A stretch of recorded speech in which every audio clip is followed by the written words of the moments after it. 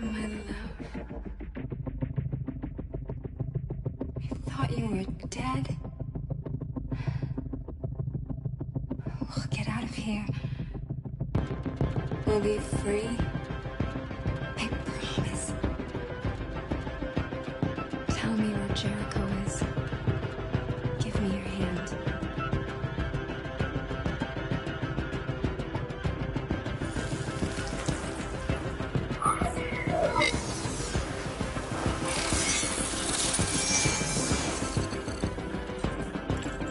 Tracy? What's happening? Tracy! Tracy!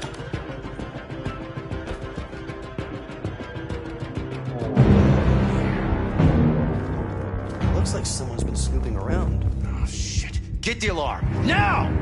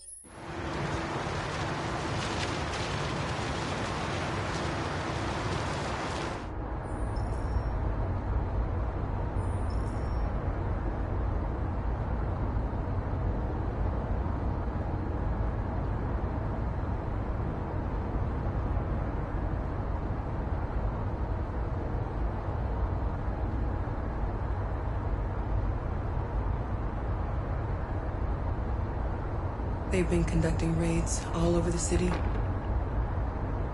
Everybody's on edge after what happened yesterday. It's gonna be all right. We're almost there.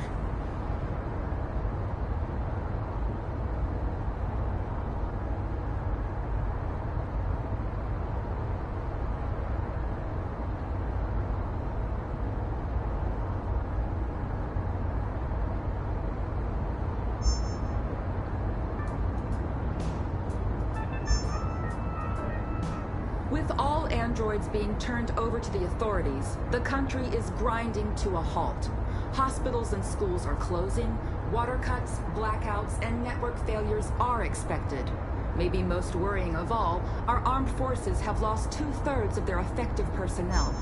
How about some music instead?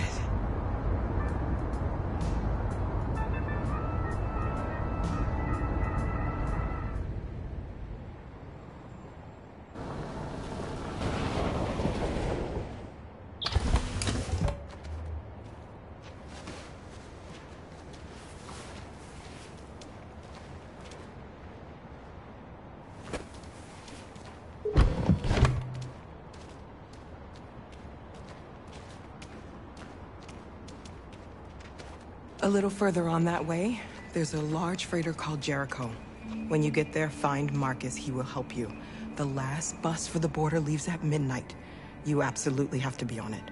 You'll be safer on the other side. It's not much, but it's a start.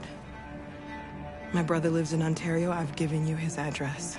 He'll be able to hide you until things calm down. You're a very brave little girl, Alice.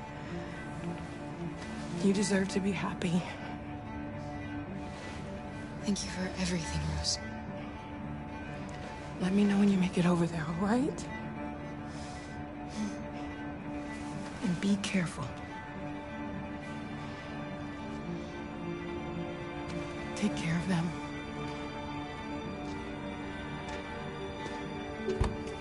Come on, girls. You better not hang around. You have a bus to catch.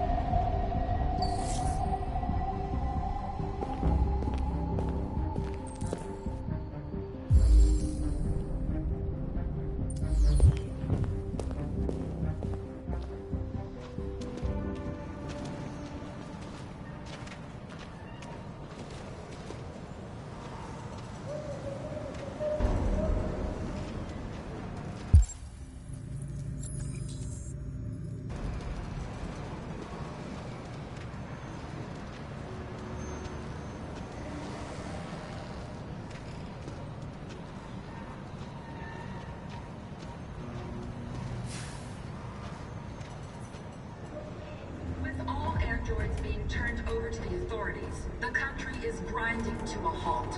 Hospitals and schools are closing, water cuts, blackouts, and network failures are expected. Maybe most worrying of all, our armed forces have lost 2/3 of their effective personnel, which consisted of specialized android models. We've got to find a warm place for Alice. It's extremely alarming. It's them or us. We gotta destroy these bastards before they kill all of us.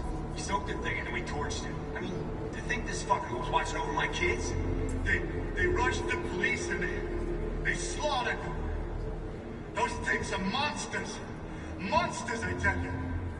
Following the android crisis and the neutralization of all military androids, American forces in the Arctic have been forced to withdraw, leaving the way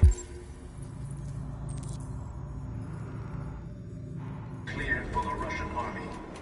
But according to some sources, the Russian forces also seem mysteriously to have withdrawn. The Kremlin has made no comment for the moment, but it is quite possible that the Russian army has been confronted with a similar crisis among its own androids. The chairman of the United Nations, Douglas Cornwall, has called for the organization of an international conference on the status of the Arctic. In any case, the danger of a third world war seems to have been ruled out for the moment. Quick! He needs blue.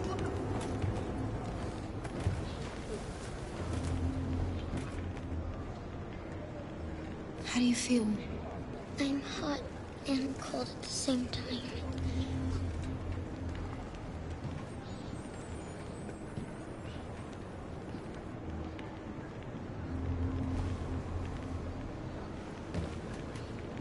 Stay with her. I'll try to find this Marcus. The last bus is in 2 hours. And the terminal's on the other side of town. We haven't got much time. We'll leave as soon as we have passports. Carol, there's something I have to tell you. It's about Alice.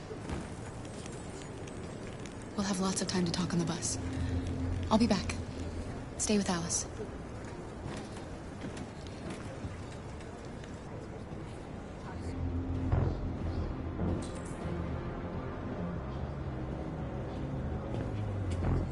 There can be no doubt that the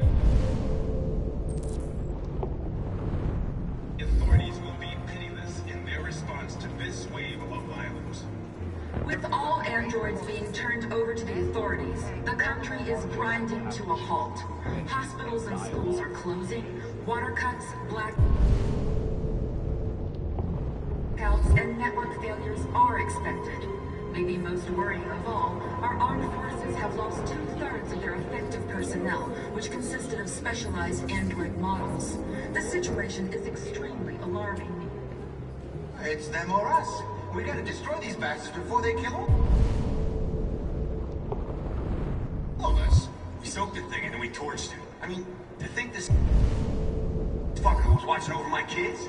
They rushed the police and they slaughtered them. Those things are monsters. Monsters, I tell you. Following the android crisis and the neutralization of all military androids, American forces in the Arctic have been forced to withdraw, leaving the way clear for the Russian army. But according to some sources, the Russian forces also seem mysteriously to have withdrawn. The Kremlin has made no comment for the moment, but it is quite possible that the Russian army has been confronted with a similar crisis among its own androids. The chairman of the United Nations, Douglas Cornwall, has called for the organization of an international conference on the status of the Arctic. In any case, the danger of a third world war seems to have been ruled out for the moment. There was a veritable groundswell of violence in Detroit this morning. Several hundred androids took to the streets, destroying everything in their path and threatening the lives of any humans they encountered.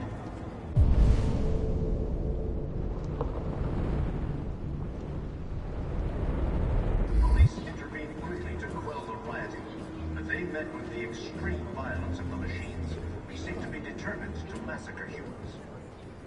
There can be no doubt that the authorities will be pitiless in their response to this wave of violence.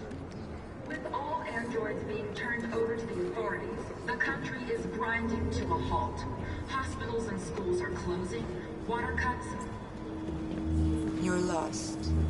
You're looking for something. You're looking for yourself.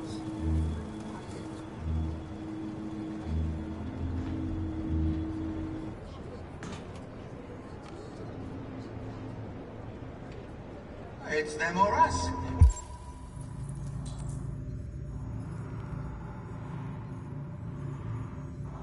We gotta destroy these bastards before they kill all of us.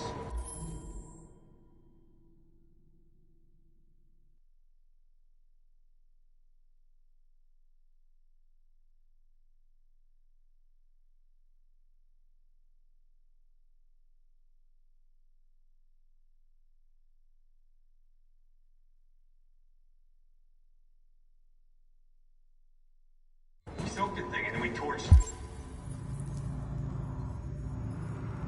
I mean, to think this fucker was watching over my kids? They rushed the police and they slaughtered them. Those things are monsters. Monsters, I tell you. Following the android crisis and the neutralization of all military androids, American forces in the Arctic have been forced to withdraw, leaving the way clear for the Russian army.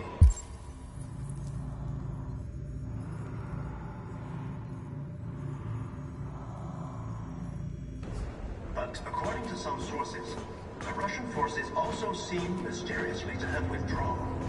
The Kremlin has made no comment for the moment, but it is quite possible that the Russian army has been confronted with a similar crisis among its own androids. The chairman of the United Nations, Douglas Crowell, has called for the organization of an international conference on the status of the Arctic. In any case, the danger of a third world war seems to have been ruled out for the moment. There was a very... Are you Marcus? I'm with a little girl and another android. There's a bus leaving for the border in less than 2 hours, and we need passports. No, Detroit's under curfew. There's soldiers everywhere. They're rounding up all the androids and sending them to camps. Maybe you should stay here a while. Maybe you're right. You might be safer here until things calm down. One of our people used to work in the State Department. He has electronic passports he can easily modify. I'll have him get them to you. Thank you.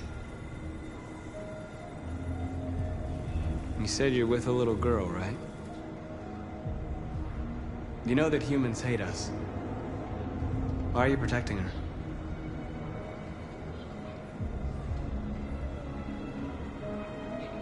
She needs me. And I need her. It's as simple as that.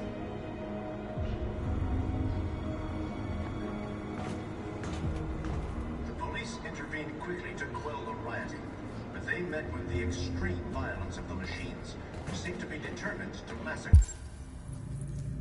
humans. There can be no doubt that the authorities will be pitiless in their response to this wave of violence.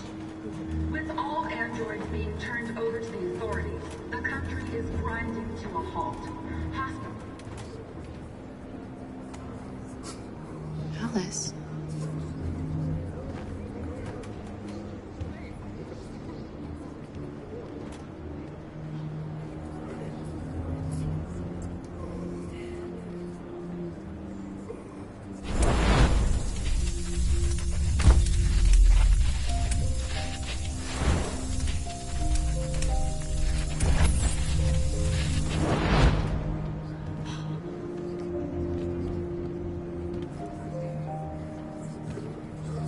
We knew from the beginning.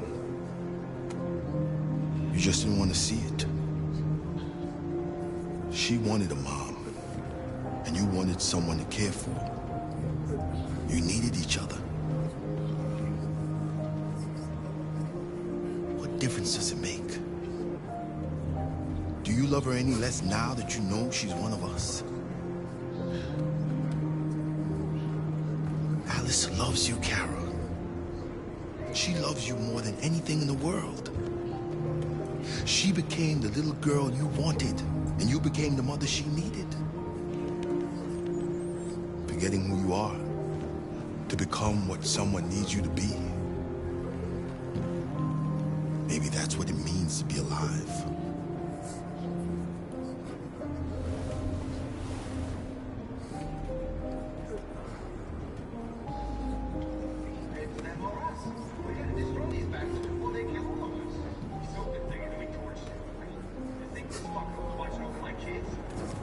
They rushed the police and they slaughtered them.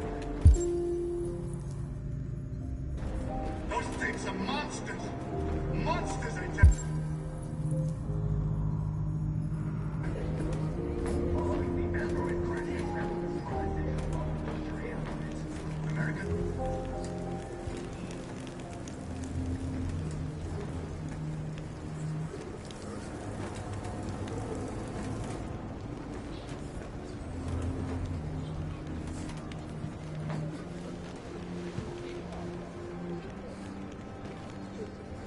Kara, is there something wrong?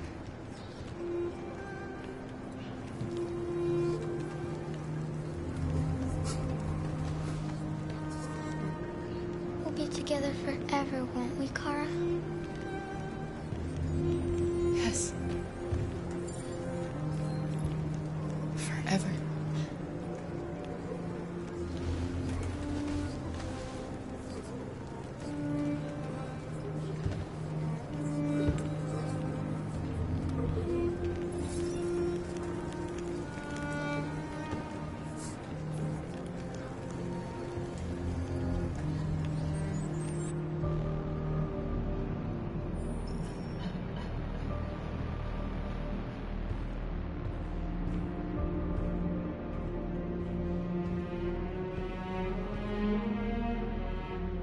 We're short on blue blood and biocomponents. Our wounded are shutting down, and there's nothing we can do. Humans are conducting raids in all the big cities, and they're taking androids to camps to destroy them. That's all our fault. None of this would have happened if we just stayed quiet.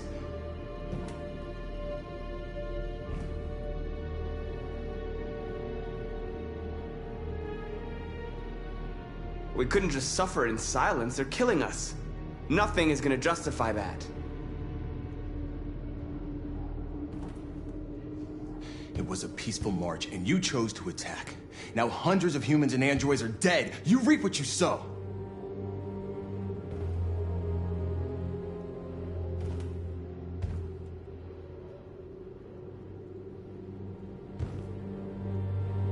Maybe my judgment was clouded by anger. But everything that I did was for our people. This is getting us nowhere. He's right. All that matters now is what we do next. Marcus?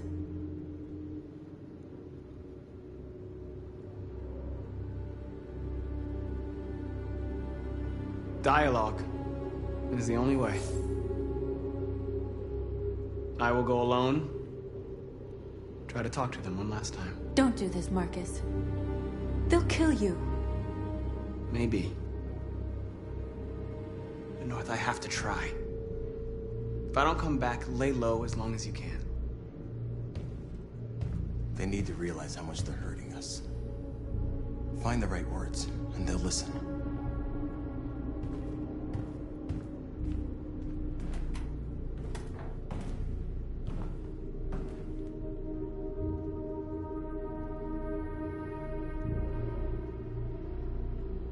They've been butchering each other for centuries over the color of their skin or whatever god they wanted to worship. They're not gonna change.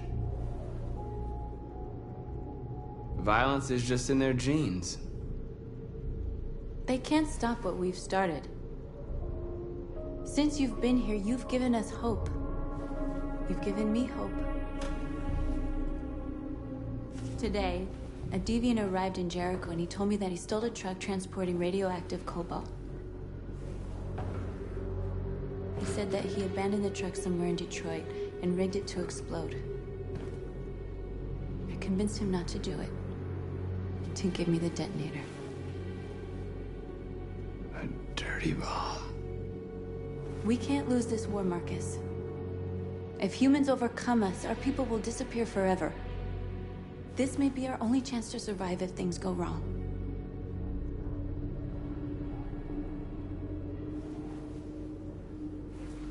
I just hope we never have to use it.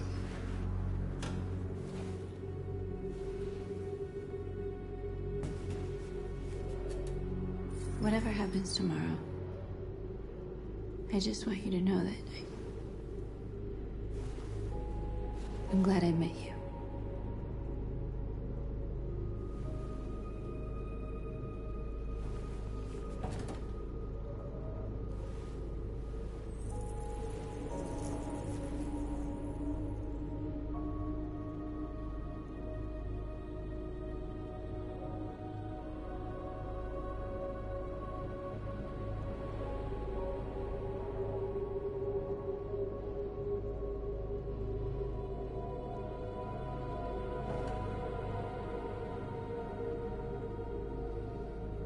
I'll go join the others.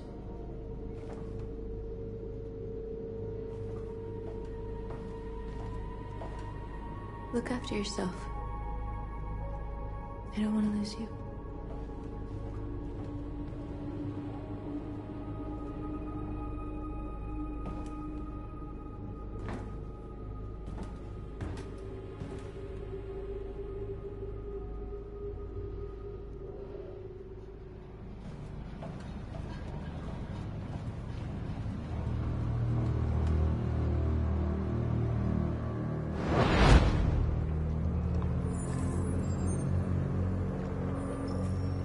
Well done, Connor. You succeeded in locating Jericho and finding their leader. Now deal with Marcus. We need it alive.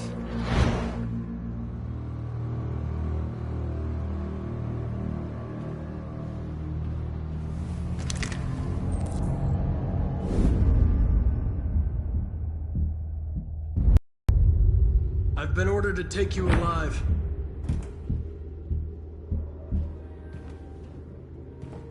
But I won't hesitate to shoot if you give me no choice.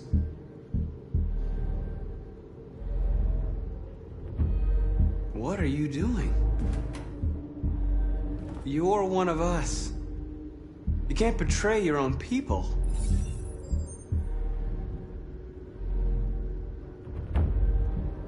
You're coming with me!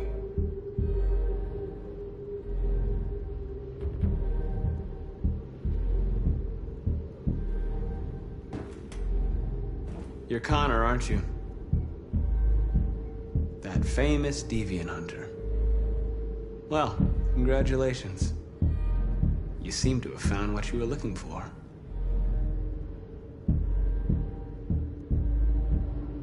Our cause is righteous, and we are more than what they say. All we want is to live in freedom.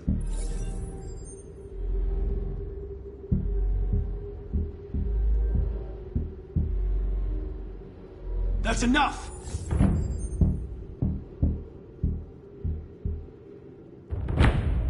You really don't have to do this.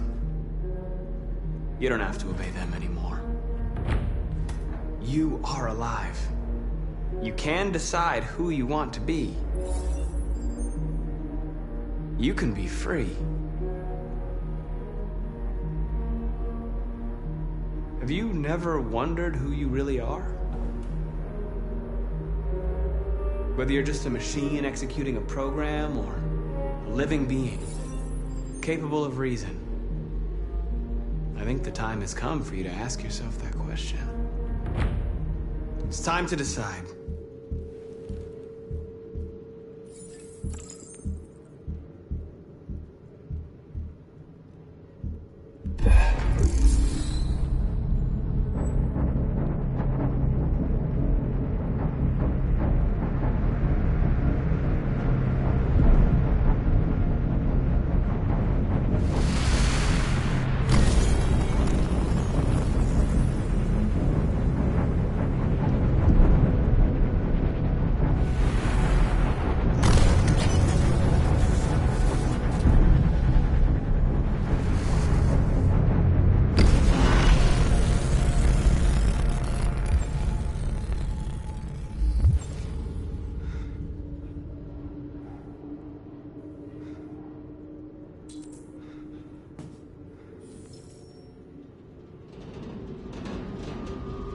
They're going to attack Jericho. What?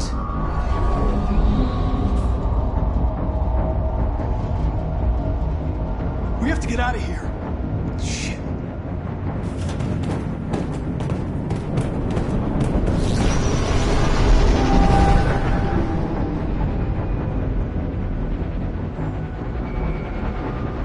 What's going on, Kara? Quick, we've got to get out of here. Come on, go, go, go! Goodbye. Delta dancing on your position.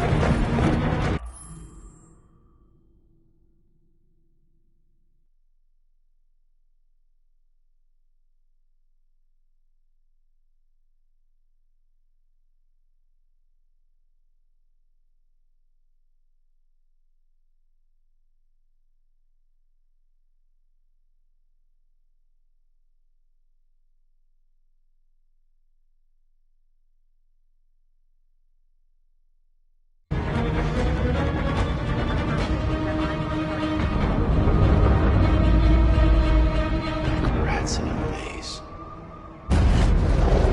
Hey, Carol! They're coming! The corridor, over there. Follow me. This way!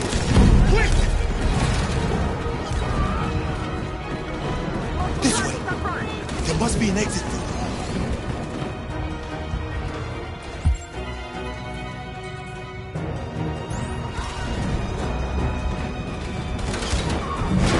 Come in! Quick!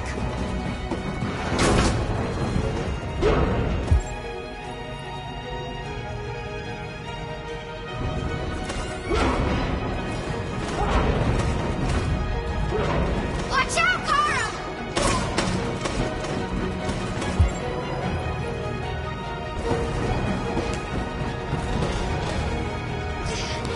What are you doing, Kara? They'll kill you. Buster! They're coming from all sides. Our people are trapped.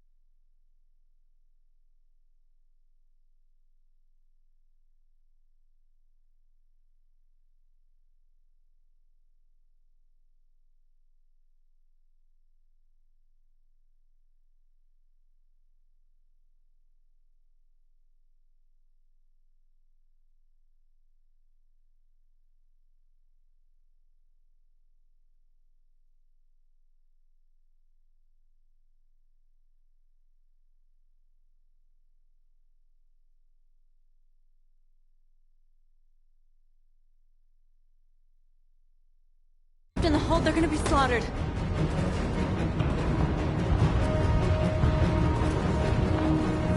We have to blow up Jericho. If the ship goes down, they'll evacuate and our people can escape. You'll never make it! The explosives are all the way down in the hold. There are soldiers everywhere. She's right. They know who you are. They'll do anything to get you. Go and help the others. I'll join you later. Marcus! I won't be long.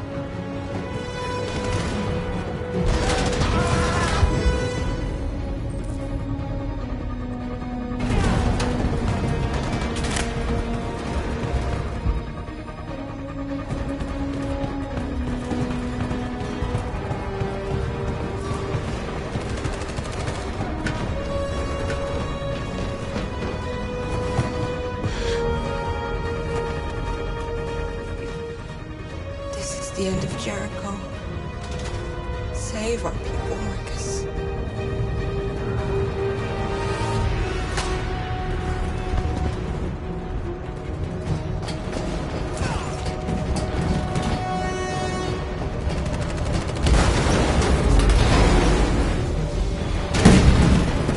Foxtrot being hopped outside. Request orders.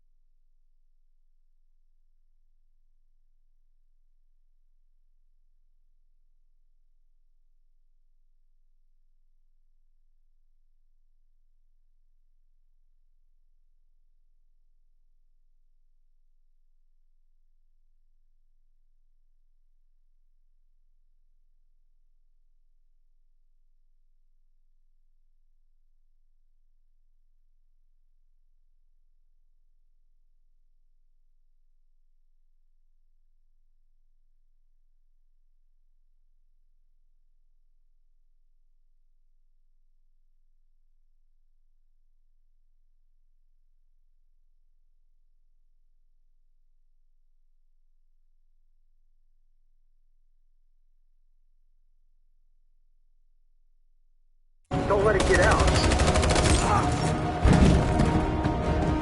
Didn't give you any trouble at all. Affirmative. Will go.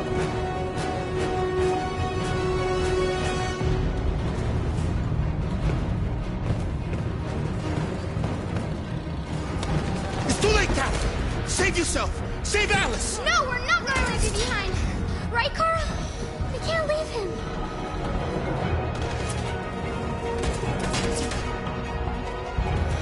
What are you doing? I won't leave you! Kara, no!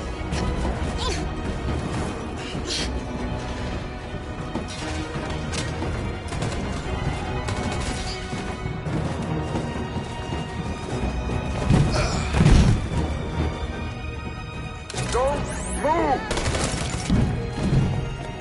You shouldn't have done that. You can't put Alice in danger. Go now before they come back. What about you? What are you going to do? I'll manage. Alice is all that matters. I don't want to leave you, Luther. Don't worry. I'll catch up with you at the border, okay? Go now. Take care of each other.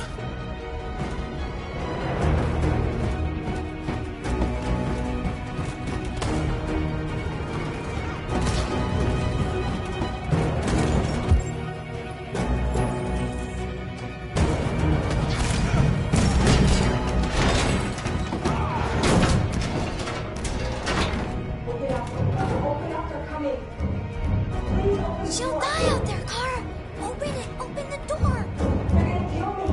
I'm begging you, please! Open up, let me in!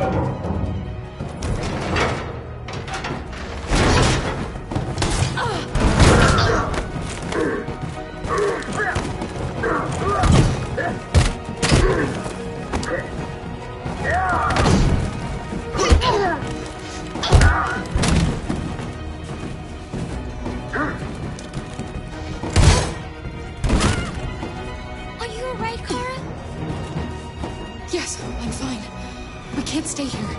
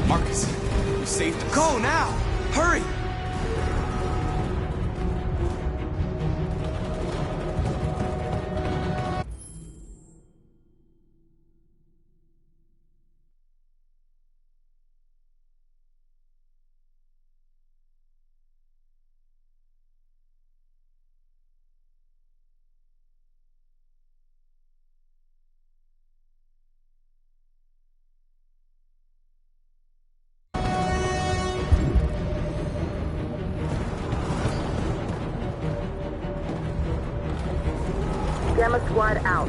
Tango!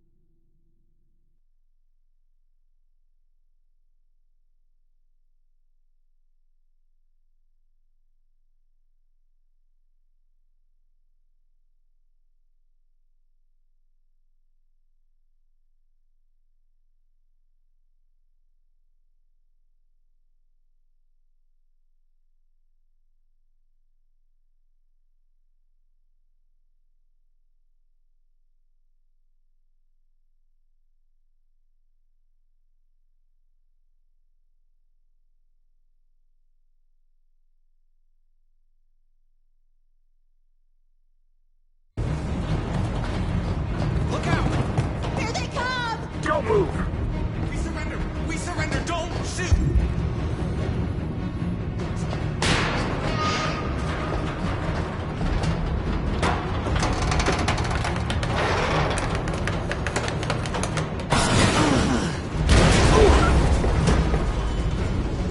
Marcus! It's Marcus! Go now! Join the others!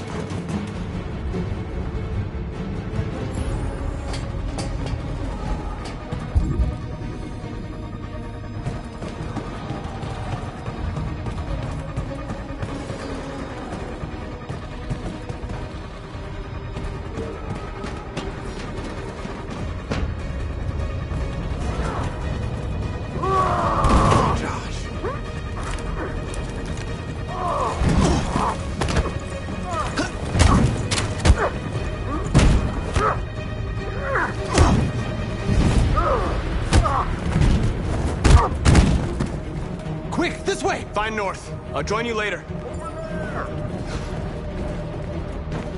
Way out! We're safe, Allison. Stop!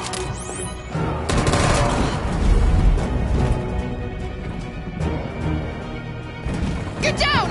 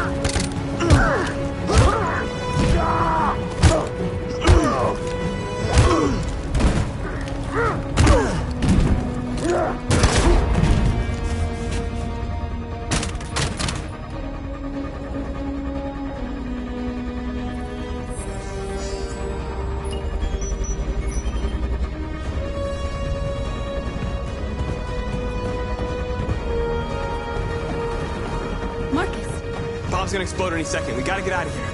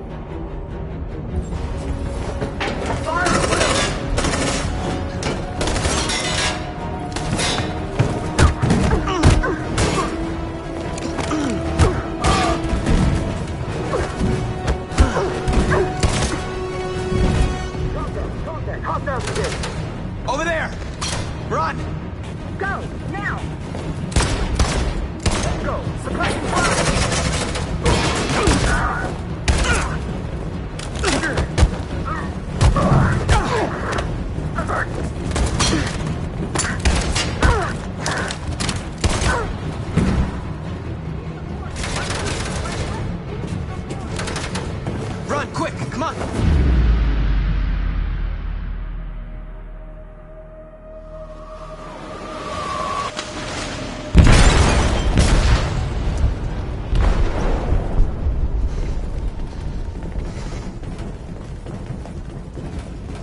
They detonated an explosive in the hold. The ship is sinking, sir. The men to evacuate. Calling all units. Abandon ship and evacuate immediately. Sitting over, Marcus.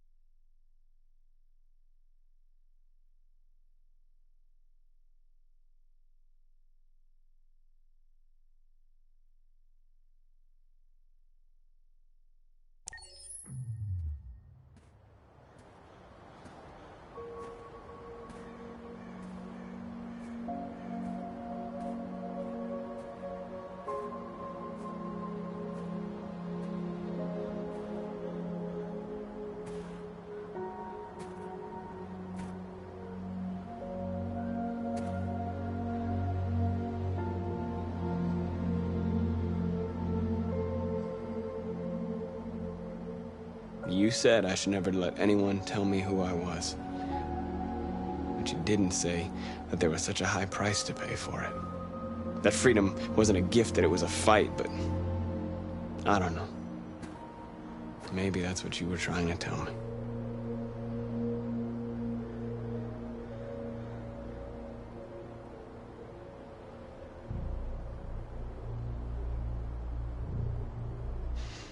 You taught me everything I know, but you didn't prepare me for this, Carl. I believed we would win because our cause was just, and I can see now that I was wrong.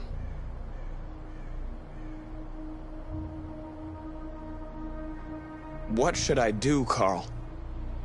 They're killing us. I don't want to answer violence with violence, but what choice do I have?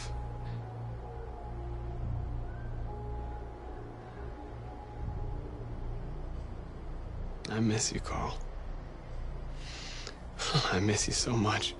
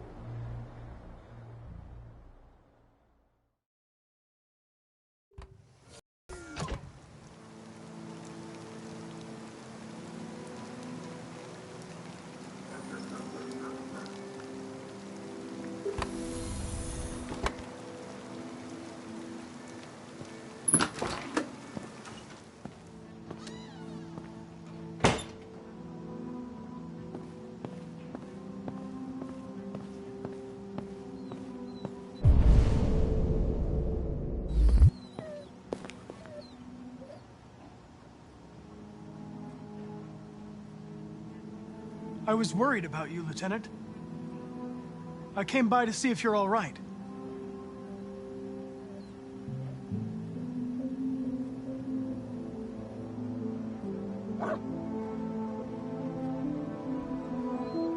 I needed to see you, Lieutenant. In spite of all of our differences, I'm glad I had the chance to meet you.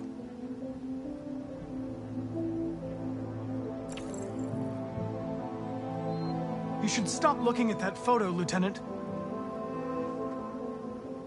Nothing can change the past. But you can learn to live again. For yourself. And for Cole.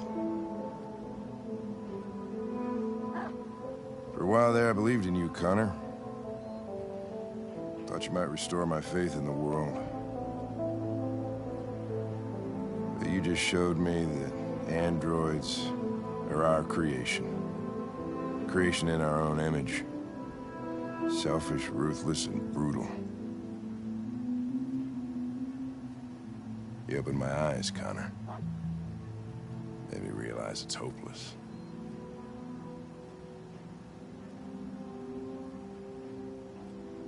Hank, Now leave me alone. Go on, complete your mission, since that's all you care about.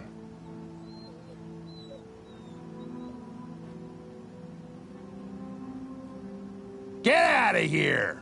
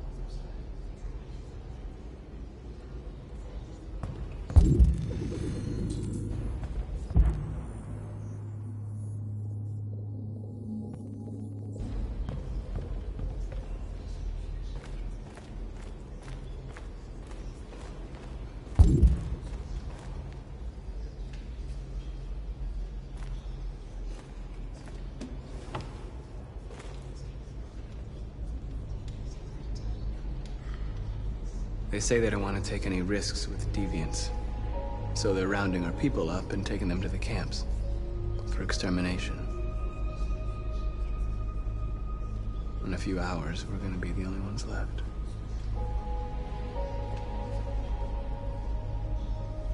How many of us survived the attack? A few hundred? Maybe more if you count those hiding all over the city. If you hadn't triggered the bomb, we'd all be dead. What's your system status? I'm okay. The bullet didn't hit any bicomponents. You could have been killed trying to save me, Marcus. You have to think of our people first. Nothing else matters. In a few hours, it'll all be over. We'll have changed the world, or the world will have destroyed us. You have to make a choice, Marcus. But whatever you choose, we will follow you. I love you, Marcus.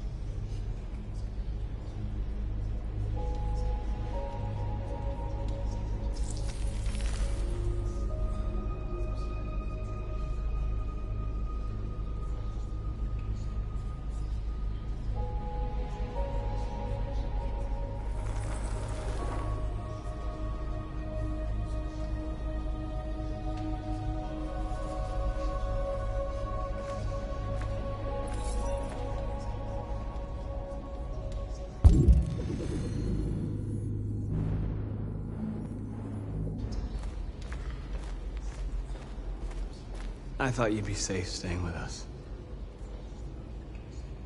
I was wrong. You need to leave the city while you still can. Getting Alice away from here is all that matters now. We have to catch the last bus. We might still have a chance to cross the border.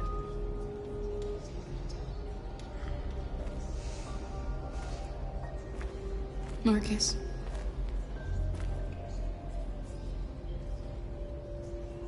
Save our people.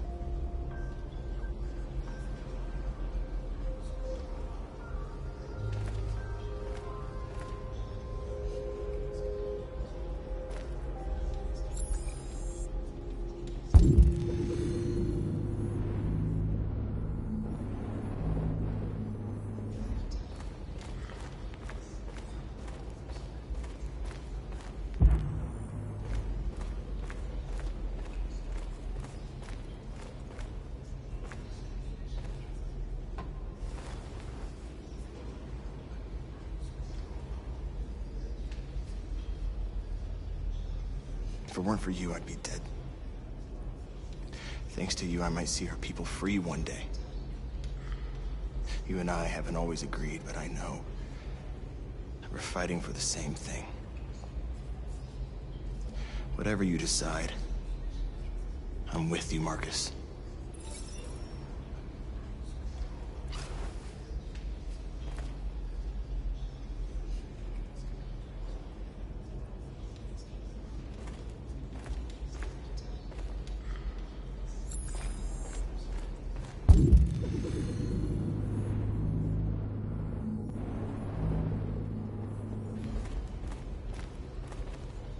It's my fault the humans managed to locate Jericho. I was stupid. I should have guessed they were using me.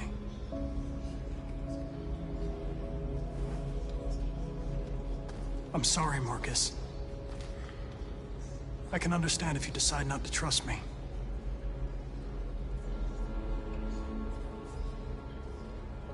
You're one of us now.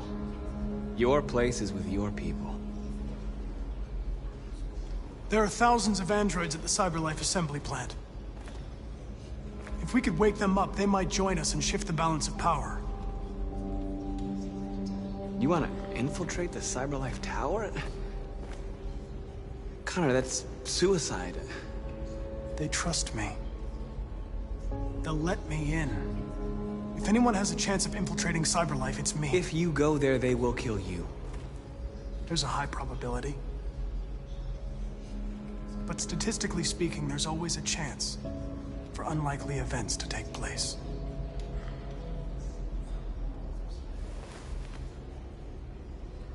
Be careful.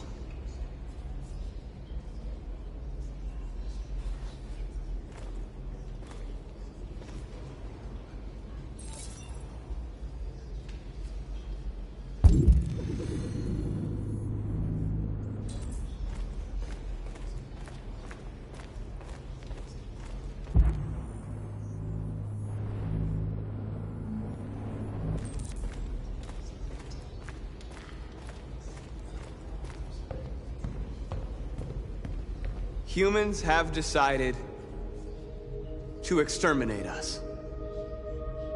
Our people are packed in camps right now, being destroyed.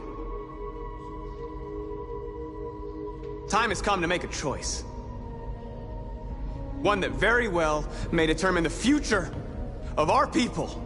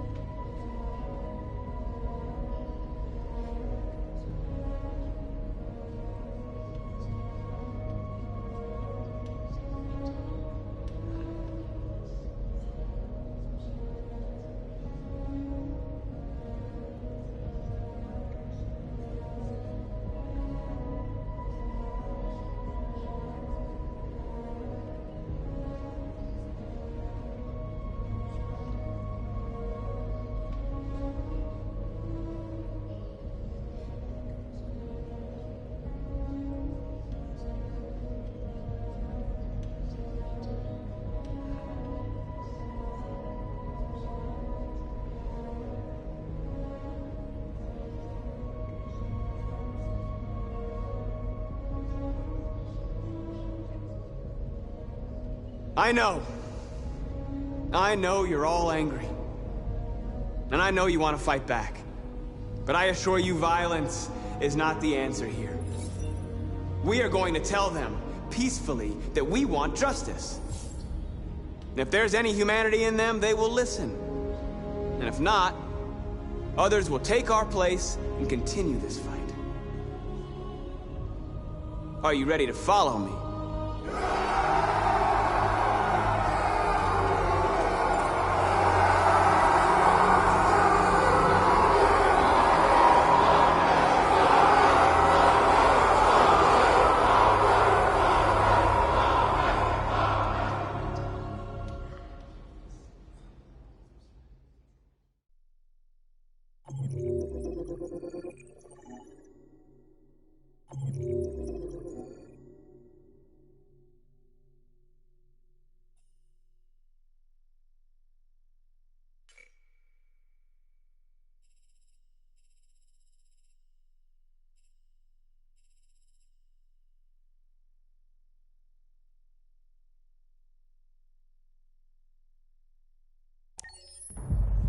At 6 a.m. this morning, a national curfew was declared. Civilian movement will be strictly controlled. The right to assembly is suspended. All electronic communications are restricted, and I have granted enhanced powers to our security agencies. In addition to these measures, all androids must be handed over to the authorities immediately. Temporary camps are being set up in all our major cities to contain and destroy them. I am now asking all civilians to cooperate with the authorities and rest assured that everything in our power is being done to guarantee the security of our nation. Please? Please? Madam President! Has the leader of the Deviants been apprehended? The deviant that is known as Marcus has not been located yet, but we will soon track it down and neutralize it. Please! Please! Is it true that the androids could hack our IT systems, like nuclear power plants and military bases? All androids working on sensitive sites have been neutralized, and all IT systems have been suspended to avoid any risks of hacking. The situation is under control. Madam President! A convoy of medical cobalt is reported missing. Army weapons stores are also said to have been robbed. Can you confirm these reports? I have no information on that at this time. Please? Over here, please? Please! Madam President! Please! What can you tell us about the assault that happened last night? The FBI raided an abandoned freighter in Detroit at 10:45 p.m. yesterday. Several thousand androids were destroyed or captured. Our forces are now combing the streets to ensure that none got through the net. We are going to find them one by one and destroy them. Thank you. That will be all.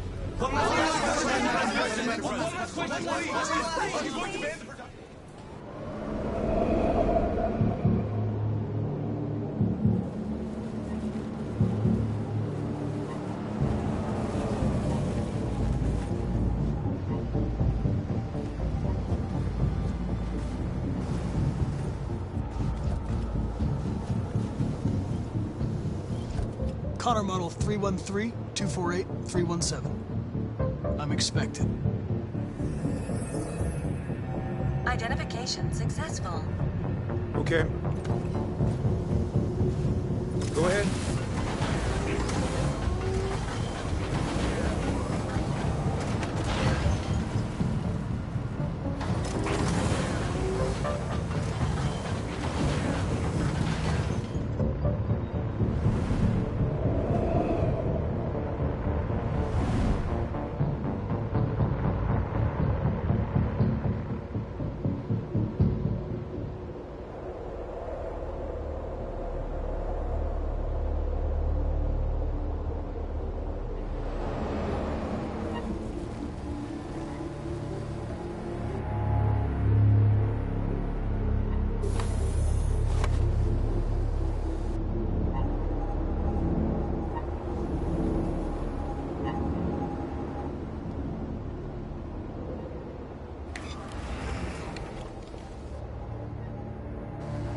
Follow me.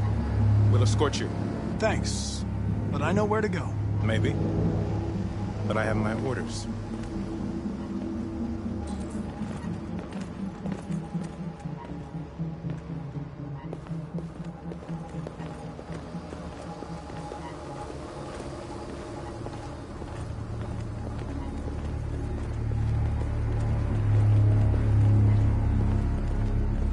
Agent 23 identified. Connor, android identified. Agent 77 identified. Scan complete. Access authorized.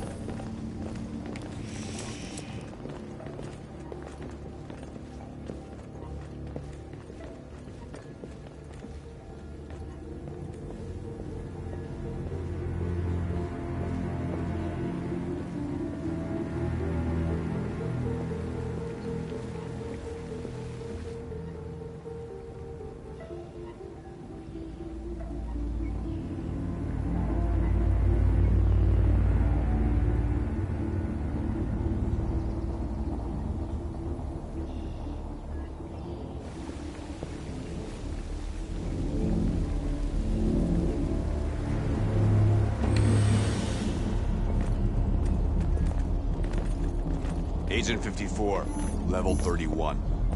Voice recognition validated. Access authorized.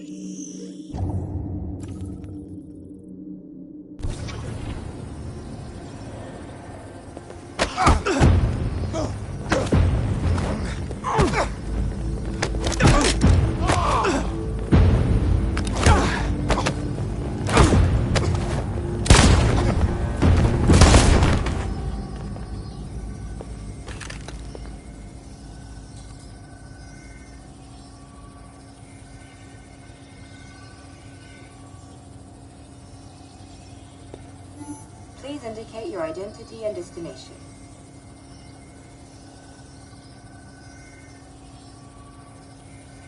Agent 54, level sub 49. Voice recognition validated. Access authorized.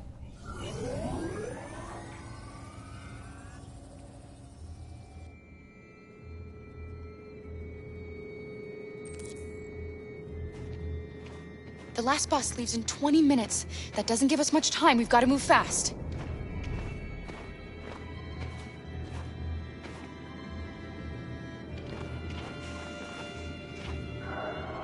Are you all right? I'm really cold.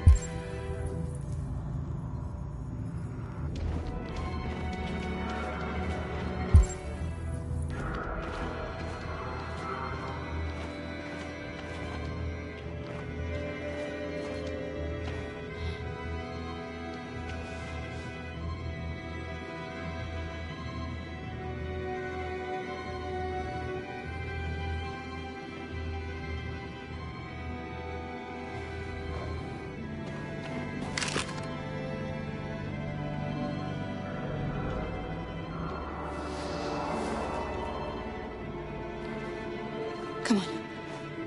Let's not stay here.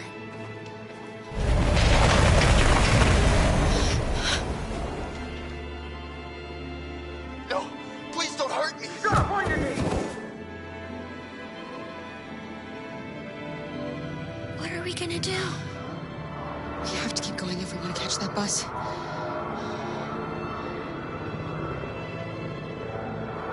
Stay close to me. We're going to sneak past them without being noticed. I'm going to make it, Alice, I promise you.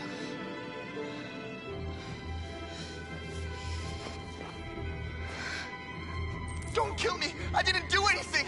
Shut up, I said! Are there many more? Look at them, they're like rats. The more you look, the more you find. Oh, we don't have to spend the night here. Freezing my nuts off. It's gonna take weeks to clear this fucking city. Believe me, I'm far from finished here. There are soldiers everywhere. We need to be careful. Come on, get moving.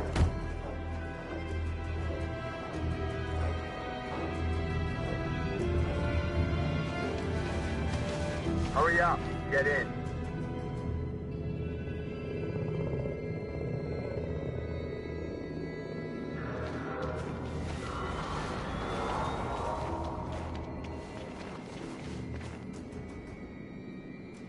Look over there. It's the cherries. We can't help them. The soldiers are everywhere. We can't just leave them. They're going to kill them.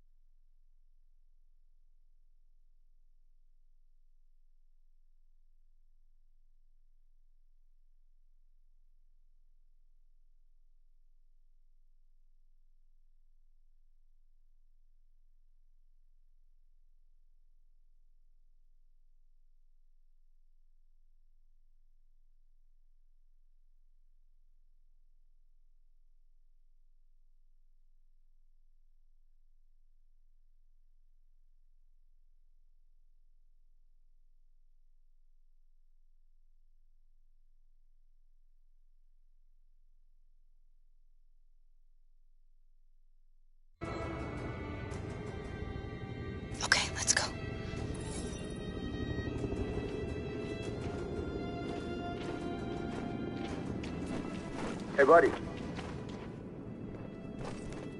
This is a mistake. I'm human. I just want to go home. My wife is expecting me, and we're gonna... Got orders to check all civilians.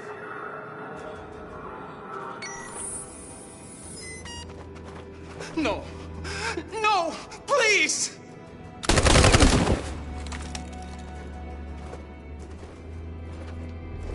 Fucking androids.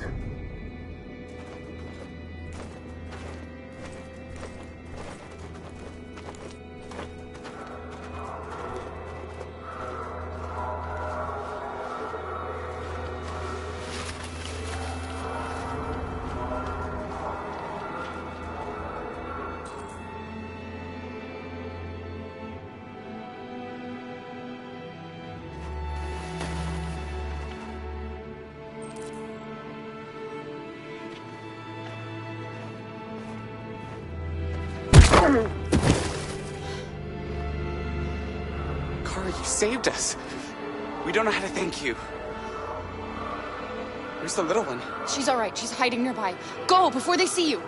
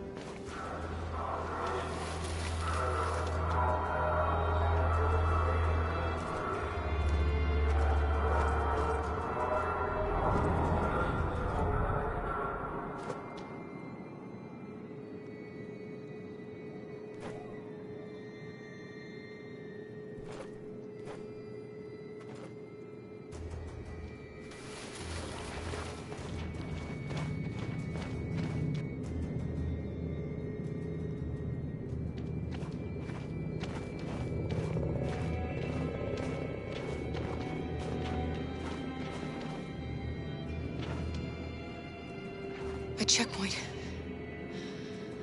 We have passports. It should be okay, but you never know. Is there another way? We could take a detour, but we might miss the bus. Maybe it's better to be safe.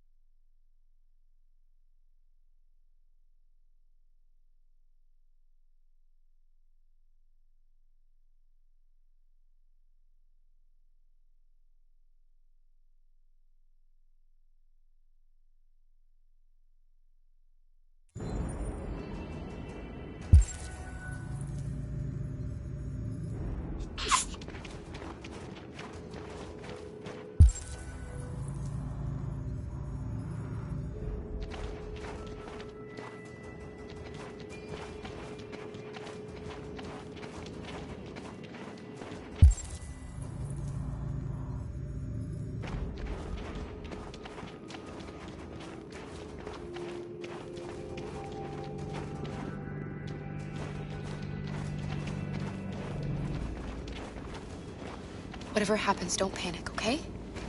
Just stay calm. ID, please.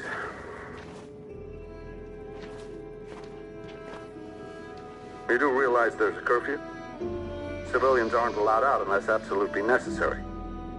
Where are you going?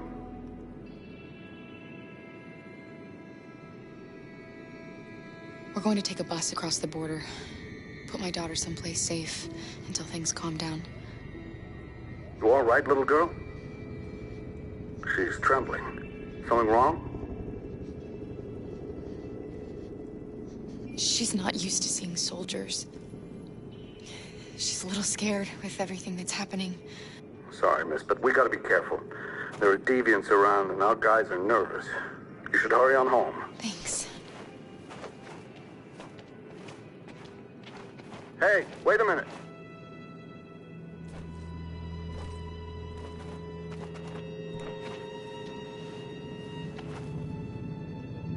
You dropped this. Thank you. You're welcome.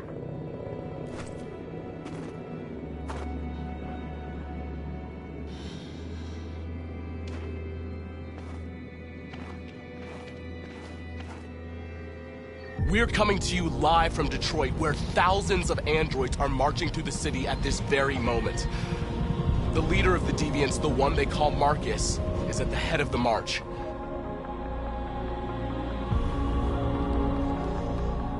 Something's happening in Detroit, Madam President.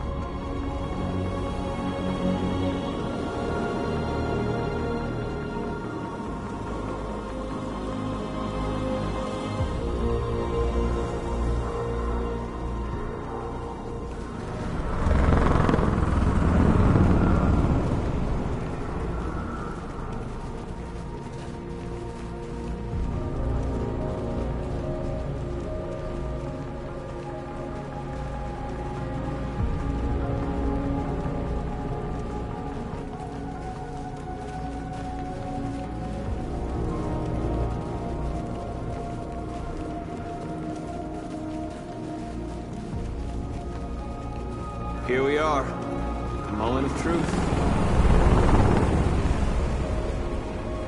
Surrender immediately, or we will open fire.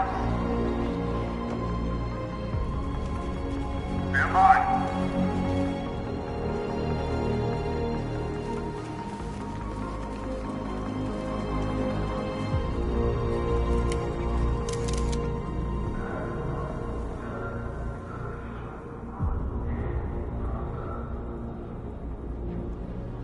We don't want confrontation. We are protesting peacefully. I repeat, surrender now, or we will open fire.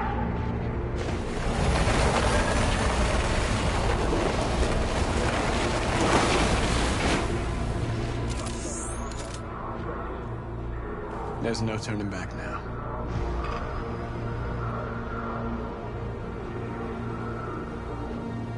We ask that you release all androids detained in camps and cease all aggression against us. We are peaceful. We will not resort to violence. But we are not leaving until our people are free.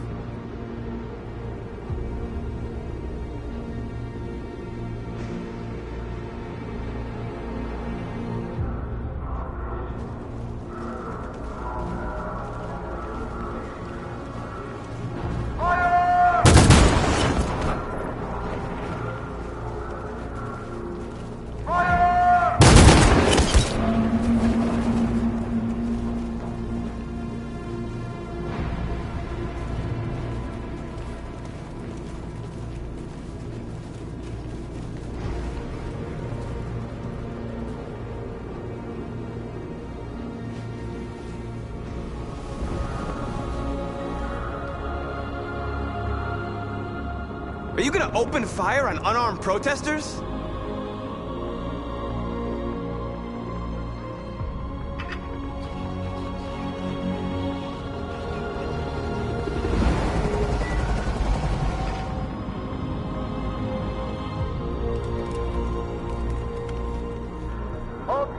your fire. Yes, Michael, we are less than 100 meters away, and events are unfolding as we speak. We will continue to bring you live updates. Josh Douglas, Channel 16. Michael, back to you.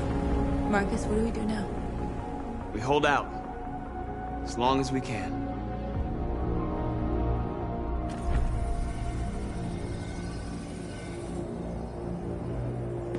Stay sharp.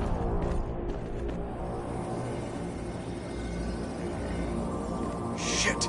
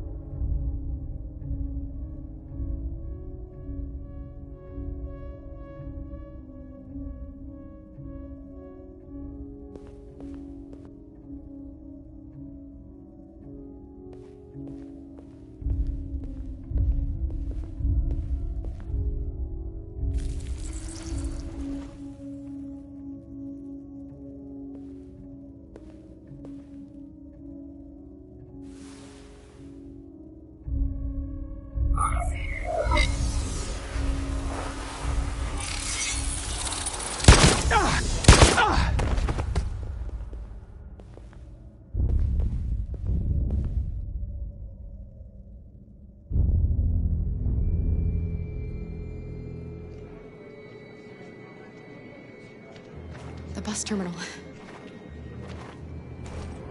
We've arrived, Alice. We made it.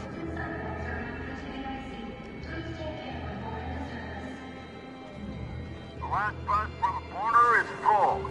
Ticket holding passengers only. All departures are suspended until...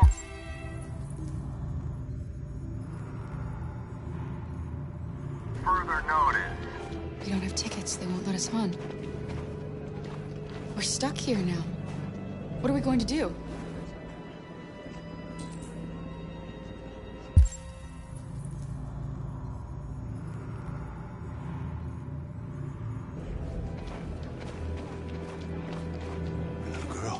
My little... You stole my little girl! Todd. Security! Over here!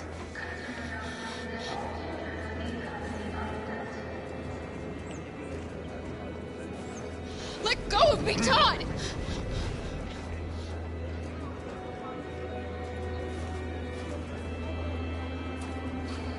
You were going to kill her. All I did was protect her. When your wife walked out, she took your daughter away. You couldn't live without her. So you bought yourself an android. A substitute little girl. You thought you could love her. That she would make you forget. But nothing could replace your child. I just wanted to prove to myself that I was a good father. She was wrong. But I fucked it all up all over again. She was right in the end. I didn't deserve him. But I missed my little girl. You don't know how much I miss my little girl. Is there a problem, sir? No. I made a mistake. Sorry.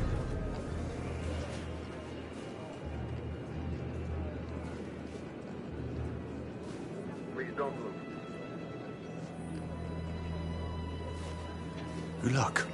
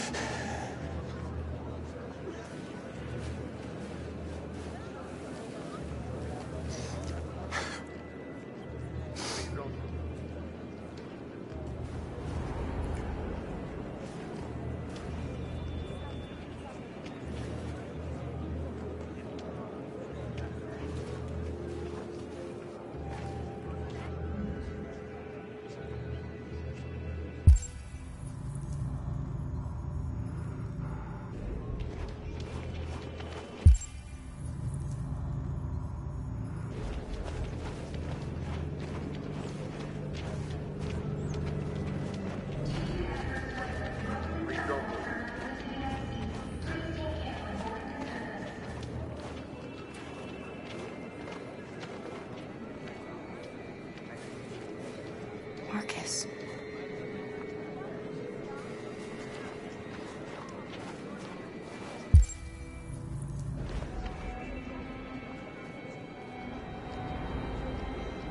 I think Oliver likes you. Is she yours? Yes. She's adorable. That's it. Got the sandwiches. I called your mom. Let's get going before we miss our bus. You got the tickets, right? Yes, honey, in my bag. Great. Let's go then.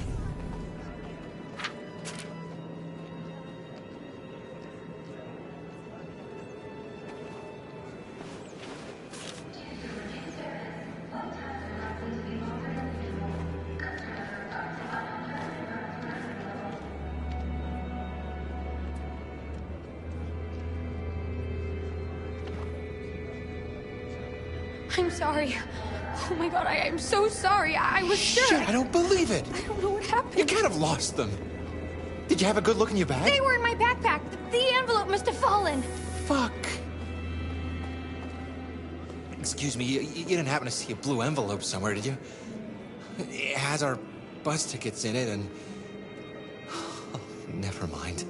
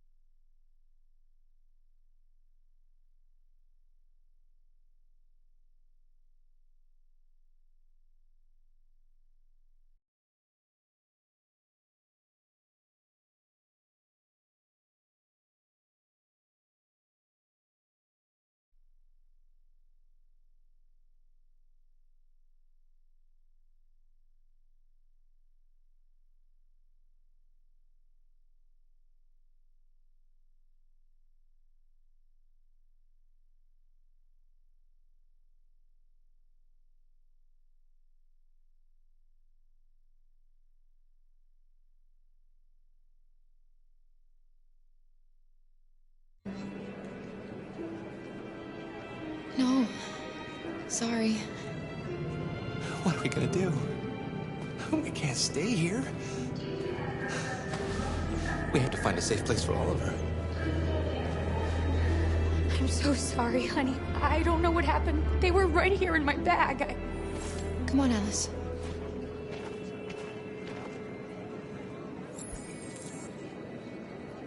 Please don't move.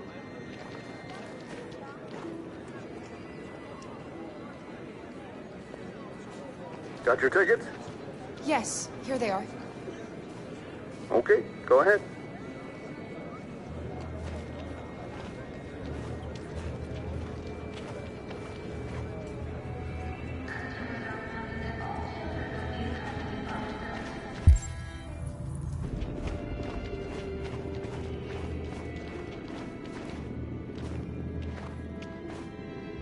What's going to happen to that family and their baby?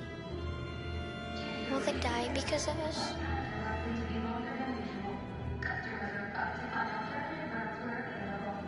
No. No, of course not.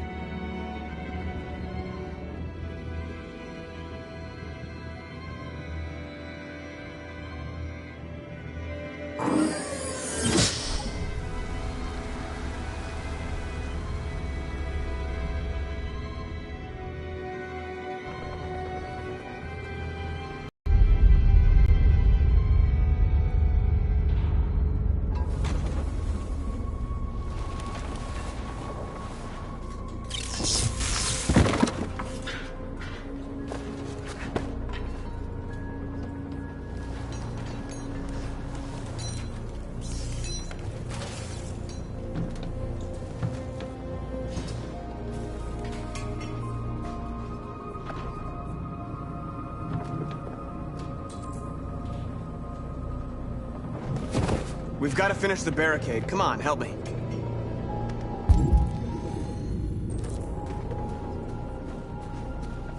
Hey, help me!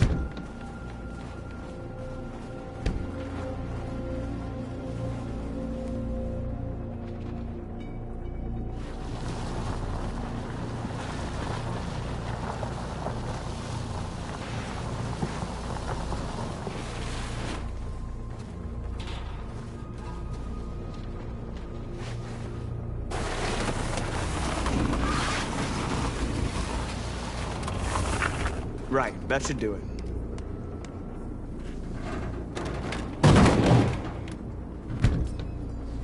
I know it was not an easy decision to make. But I'm sure we're doing the right thing.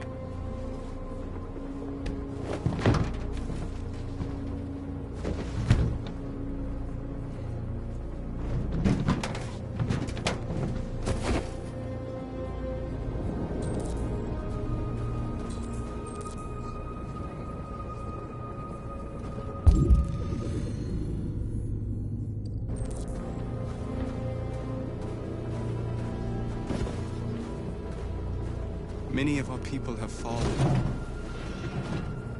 The humans have no pity for those who are different.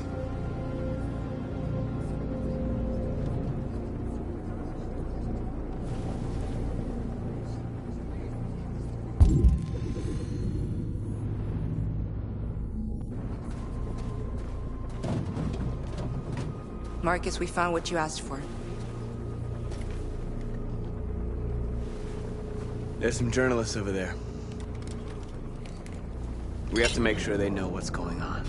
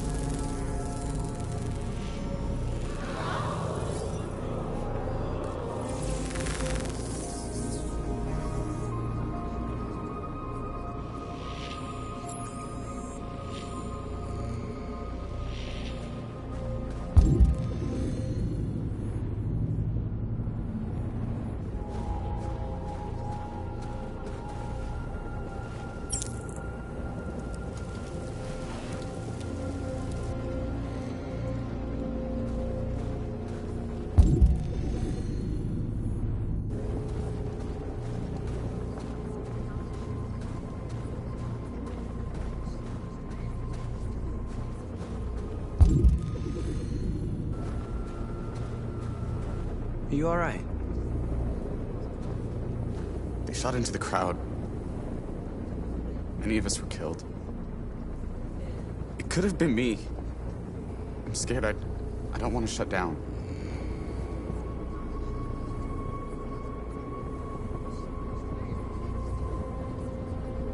It's okay to be scared. I'm scared too. But I can't stand by while they kill our people. You understand that, right? Maybe we should have never asked for freedom. None of this would have happened if we'd stayed silent.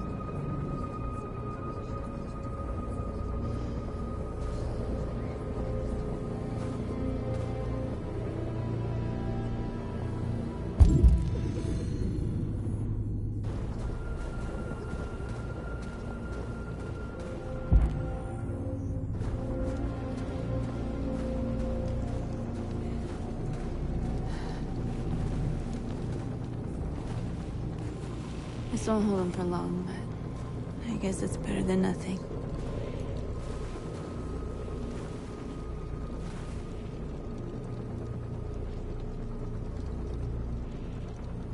I lost all contact with the people at the camps. I can't hear their voices anymore. Maybe the humans have scrambled our network. Maybe they just can't get through.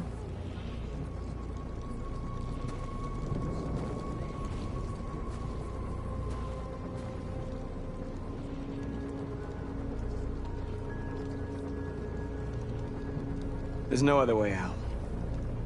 They are going to kill us. The only hope we have left is that we don't die for nothing. You're the hope of our people. I trust you. We all trust you. No matter what happens now, we're making history.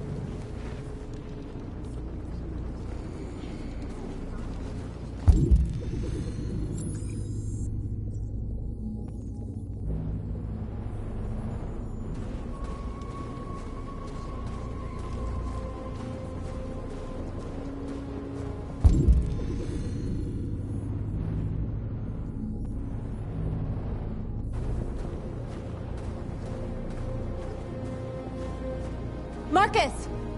Marcus, come look!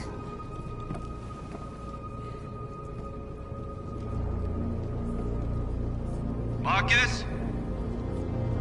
I've come to talk to you, Marcus. Come on. You have my word. I won't try anything. Don't go. It's a trap.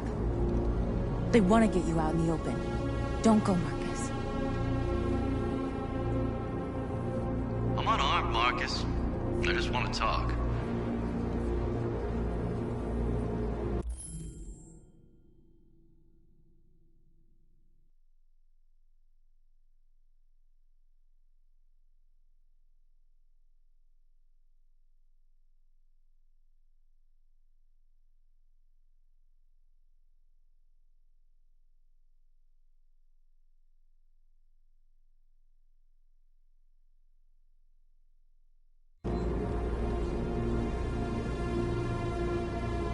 I have nothing else to say.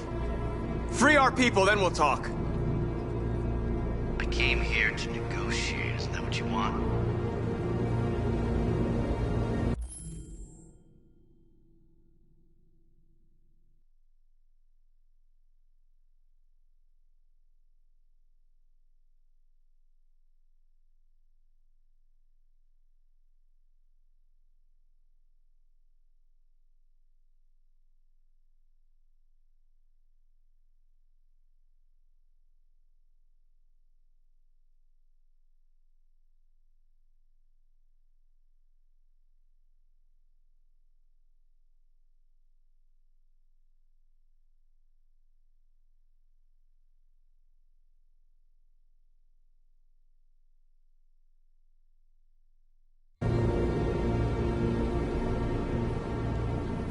I need to hear what he has to say.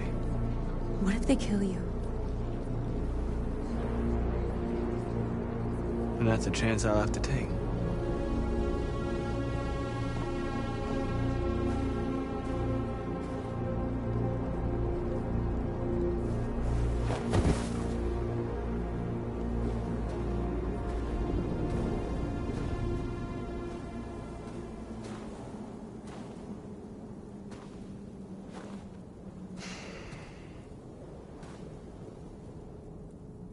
In a few minutes, the troops will be ordered to charge.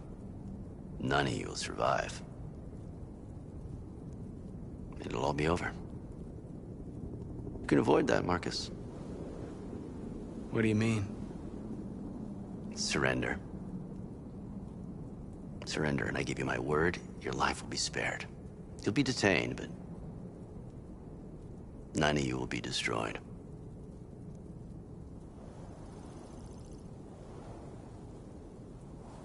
What happened to the other androids demonstrating in the camps?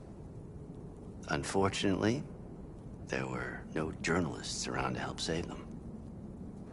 You're it. You're the last remaining deviants.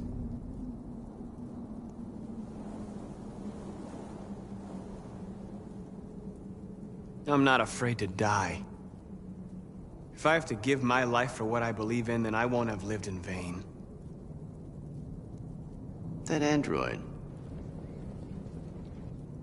You seem to really care about her. You don't want her to die, do you? You know, you could both be free. You could forget about all this. You could start a new life someplace else, just the two of you. Her life's in your hands, Marcus. Just say the word and she'll be spared.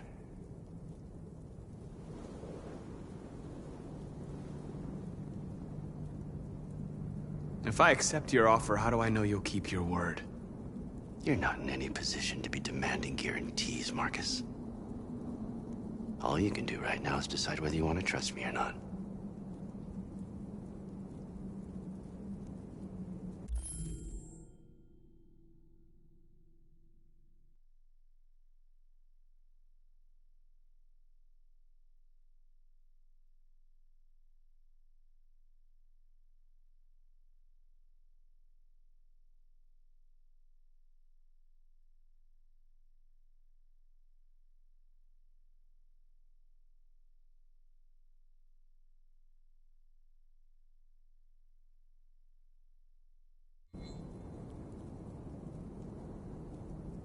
I'd rather die here than betray my people.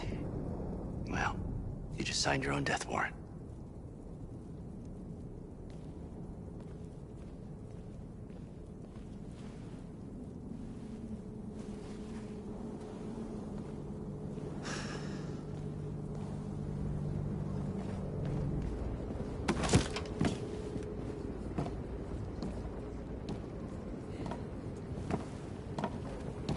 What happened, Marcus? What did he say?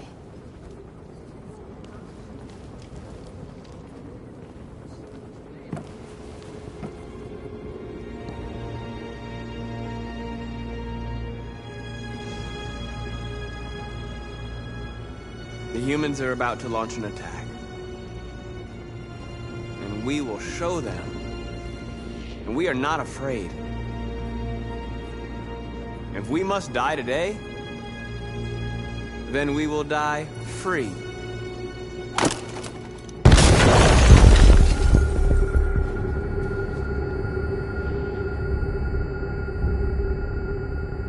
Why, Connor? Why did you have to wake up when all you had to do was obey? Why did you choose freedom when you could live without asking questions?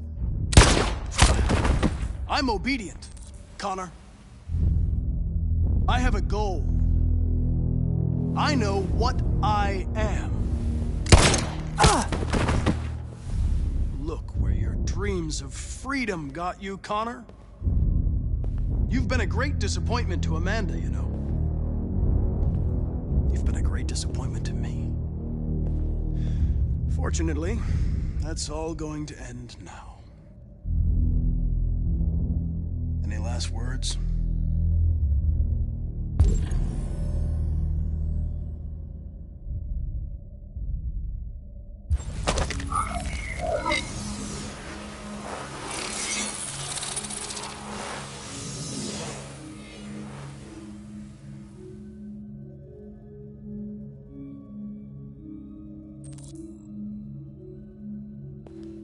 Well done, Connor. But this is just the beginning.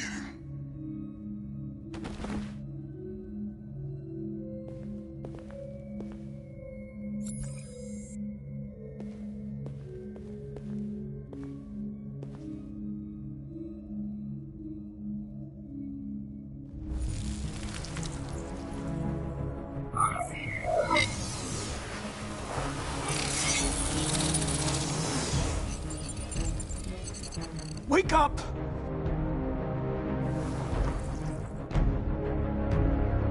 Wake up, wake up. Wake up, wake up. Wake up, wake up. Wake up, wake up. Wake up, wake up. Wake up. Wake up. Wake up.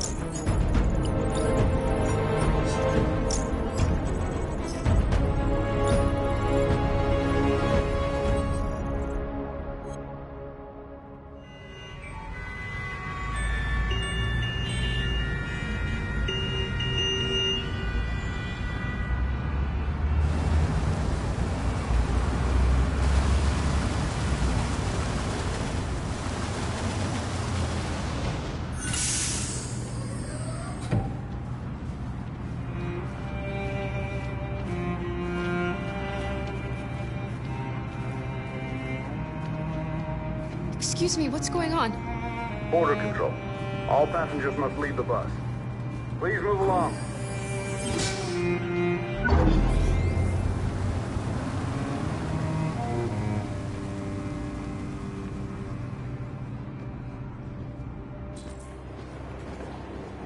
This way, please.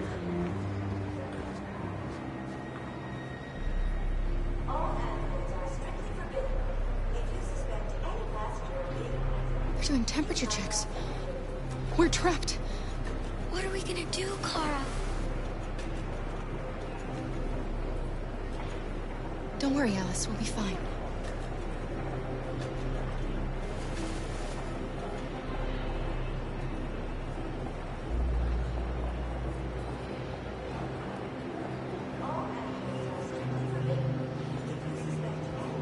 ID, please.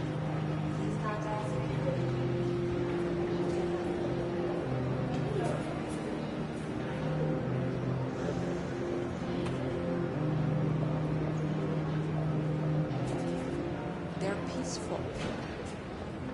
Maybe we should listen to them. Maybe they're alive after all. Go ahead. Rose. Next, please.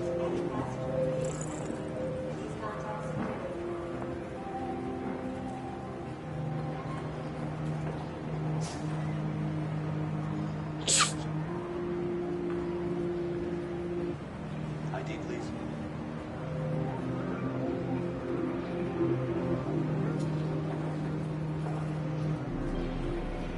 Jerry? You risked your life to save us, Carl. If you and the little girl need me, I'll be there. Next, please.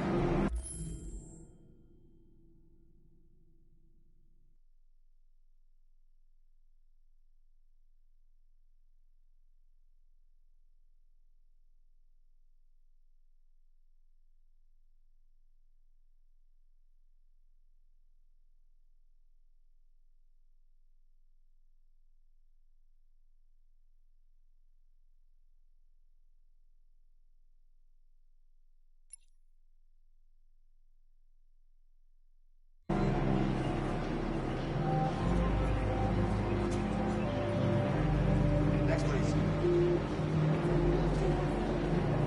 ID.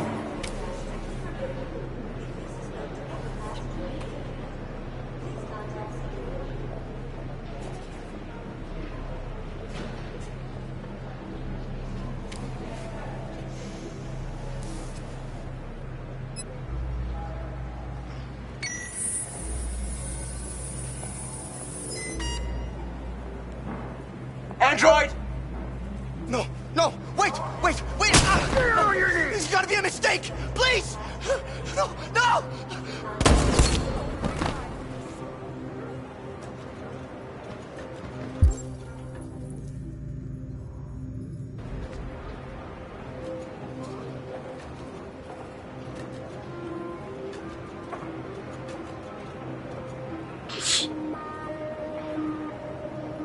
ID, please.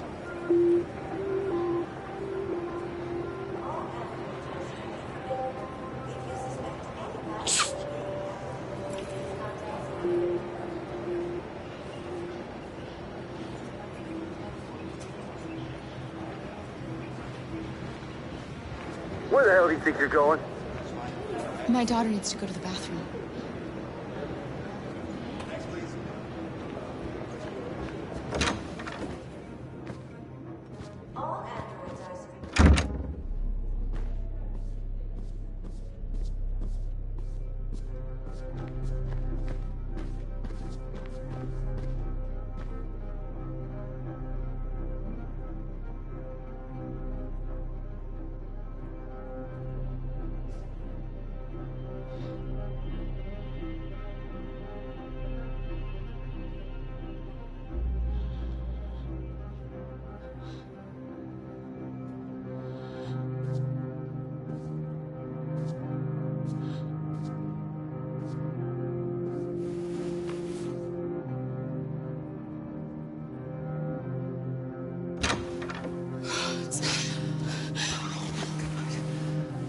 Glad you're safe.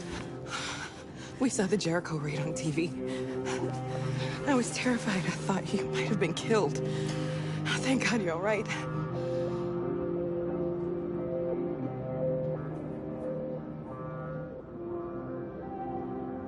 You're leaving Detroit? They're searching for androids door to door. We had to leave before someone turned us in. What about the others? They're crossing the river as we speak. Adam and I are gonna meet them on the other side.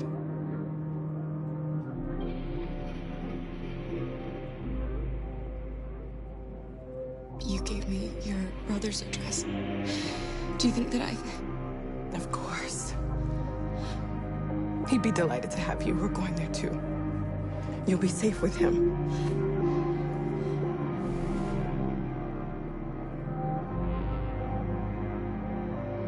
What's happening with Marcus? He's protesting peacefully outside one of the android camps. Whatever happens now, he's already made the history books.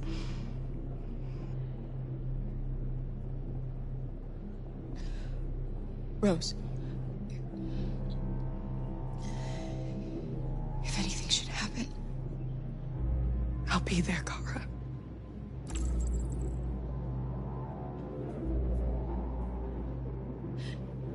They're checking for androids. We won't make it through. You have to. You know what they'll do if they catch you.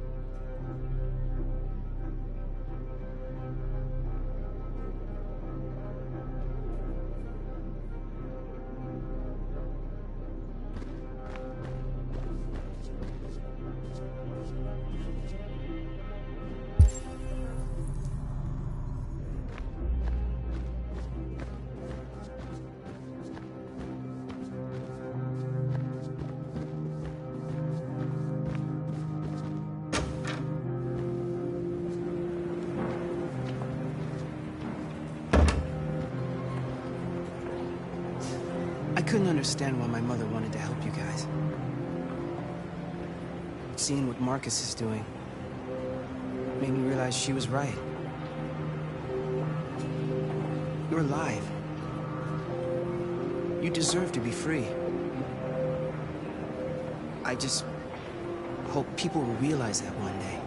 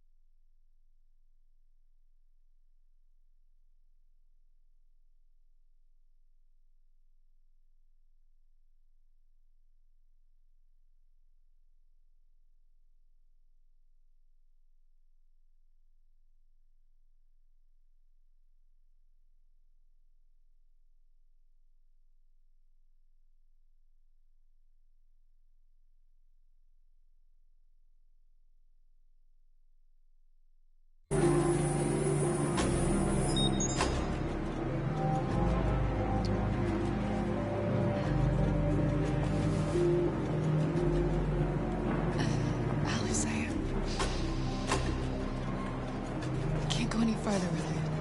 What? But... I know I promised I would never leave you. But things didn't turn out like that.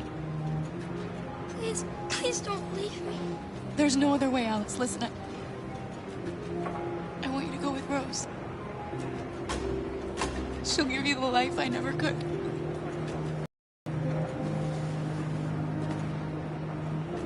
Here's your passport. You're the best thing that ever happened to me, Alice. You made me feel alive. You deserve so much more than I could ever give you. I hope you'll find a real family. And help me.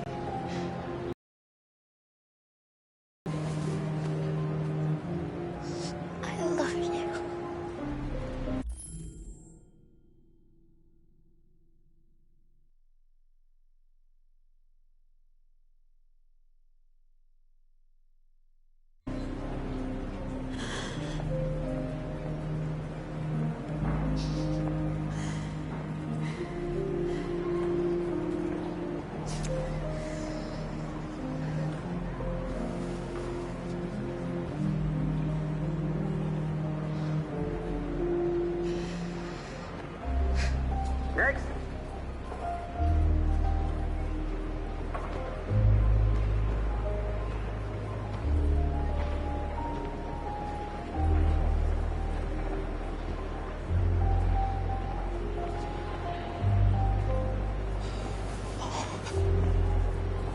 ID?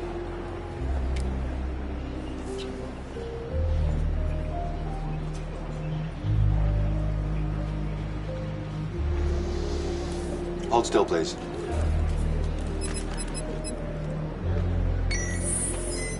Hands up.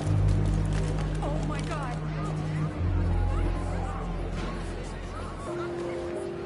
On your knees now.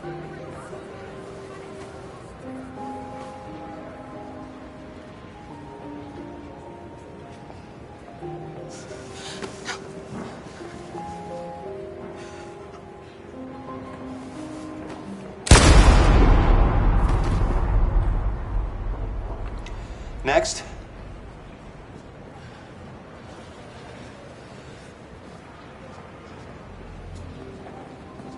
ID?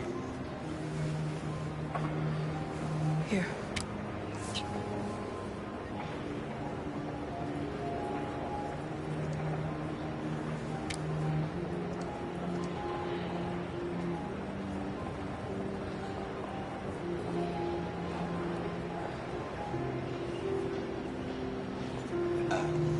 Welcome to Canada.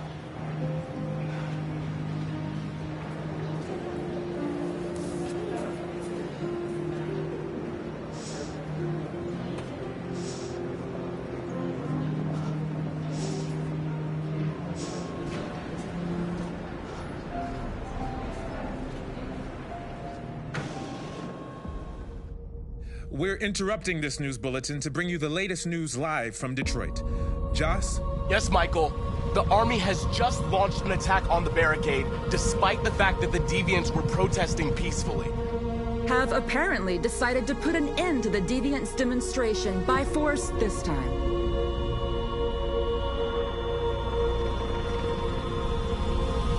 North!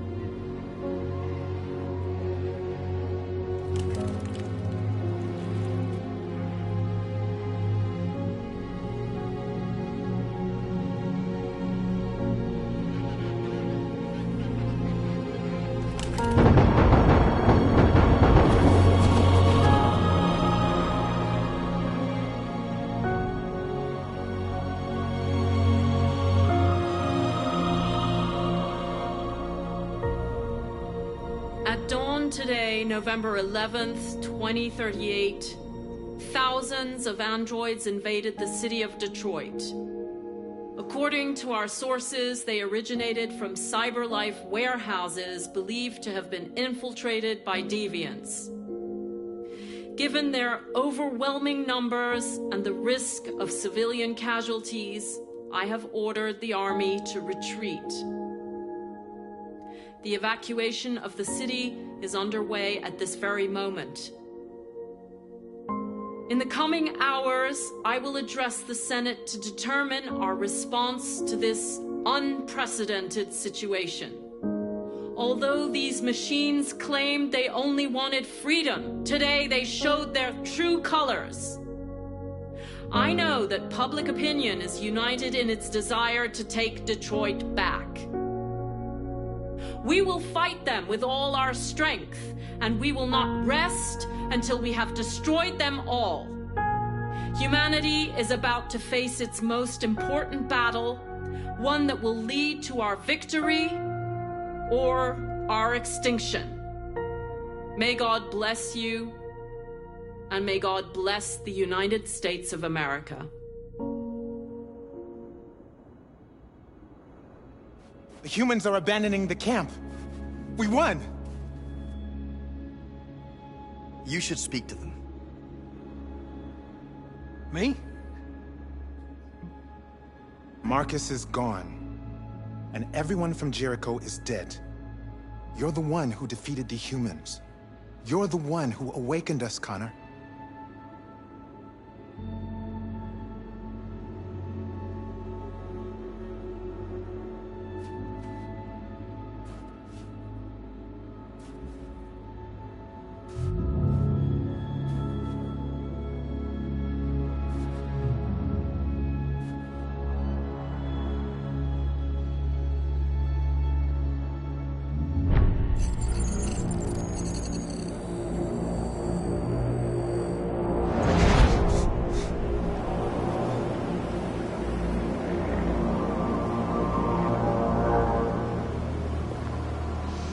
Well done, Connor.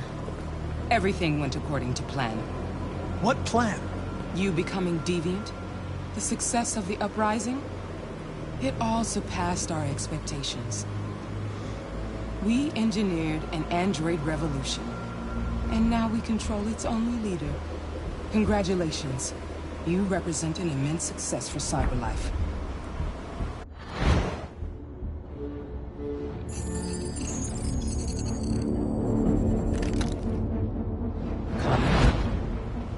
What are you doing? It all worked perfectly. You can't ruin it all now.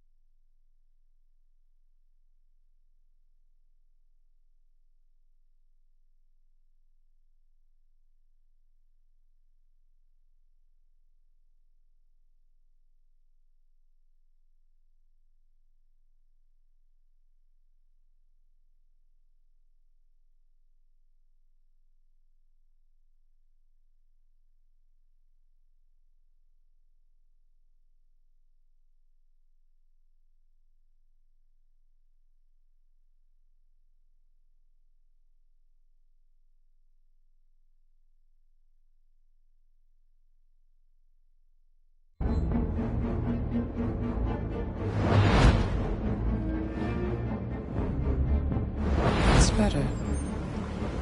You'll see. We'll do great things together.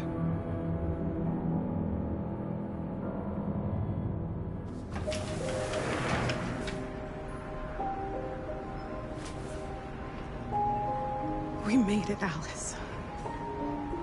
You're safe now.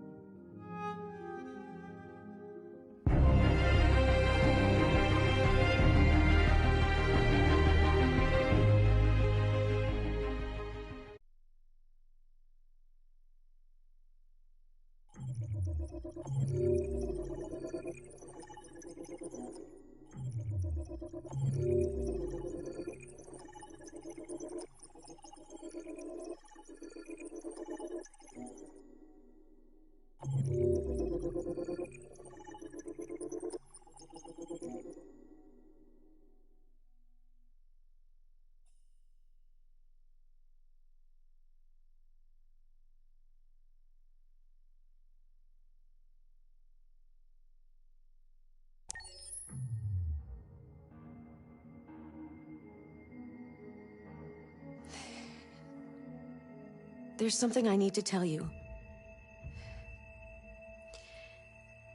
As I watched you play, something has changed in me. I feel different. I feel I am someone. I need to leave this place and discover who I am. It means we won't see each other anymore. I won't be there to watch you play. But I'll be free. Do you agree to let me go?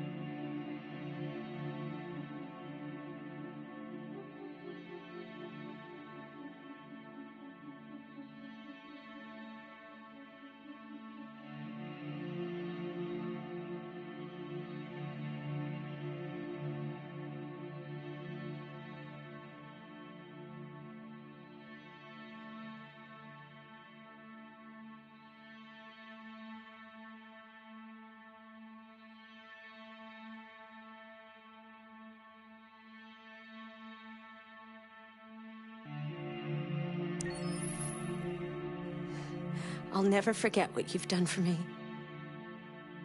Thank you.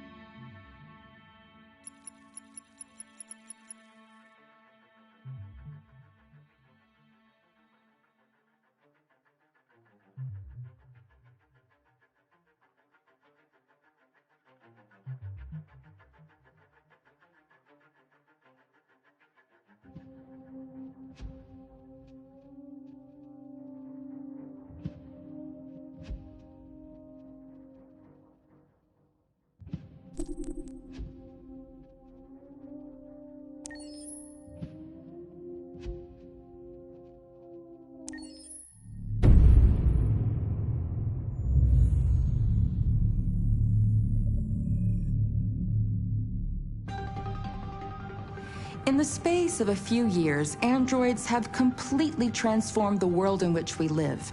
By letting androids into our homes and factories, the CyberLife company has made them everyday technology. The founder of CyberLife, Elijah Kamsky, is a very discreet man. Despite being the CEO of the highest valued company in the world and being voted Man of the Year by Century Magazine, he remains a mystery for most people.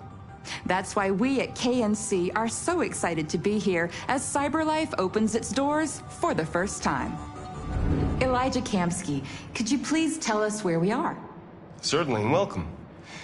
We're currently in CyberLife's production center in Detroit, where all models are designed and manufactured. More than 10,000 androids come off the production line every day. Fascinating. Could you tell us what your goal was when you founded CyberLife? Well, I simply wanted to use technology to carry out all of our most annoying and repetitive tasks, so we'd have more time to enjoy life. I imagine you must have faced many challenges. Yes, there were technical challenges, but the hardest thing was to design an object that we would want to welcome into our homes. We had to imagine a machine in our own image that resembles us in every way, that moves, breathes, blinks like us, but yet is smarter and more capable than any human being. Let me show you around. We're here in Production Unit 4. Could you explain in a few words how the androids are made? Sure, yeah, it's very simple. We use machines to manufacture machines. The removable parts are assembled on a production line, and then we apply a synthetic skin to the whole body. A human operator checks the cognitive abilities with a pre-established protocol, and finally, the android is conditioned and sent out throughout the country. Here's the result. Say something. Hello. I am a RZ400 model. How can I be of service? You can go now.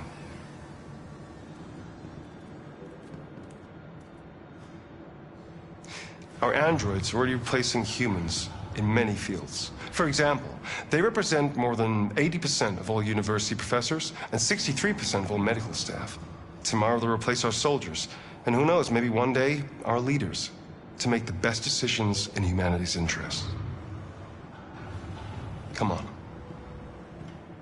Replacing humans with machines has led to record unemployment of 28%. What do you think about the situation? Okay. The first steam engines also caused an increase in unemployment. But no one today would imagine turning back the clock. Artificial intelligence makes everyday lives easier. Nothing can stop progress. What's happening here is inevitable. These days, more and more people choose to live with an android rather than another human being. Does this development worry you?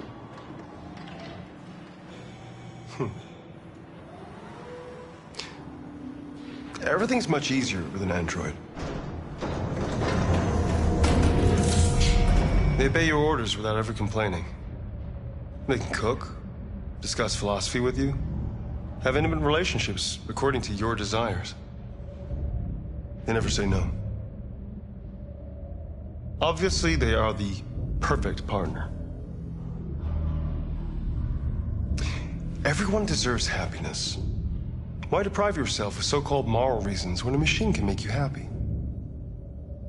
Many science fiction books tell the story of how machines become more intelligent than us and end up confronting us. Aren't you worried about that possibility?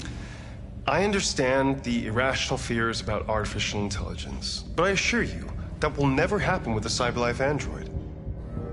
They're designed to obey humans. They're machines. They can't ever develop any sort of desires or form of consciousness. Are you sure? I'm absolutely certain. You can trust me.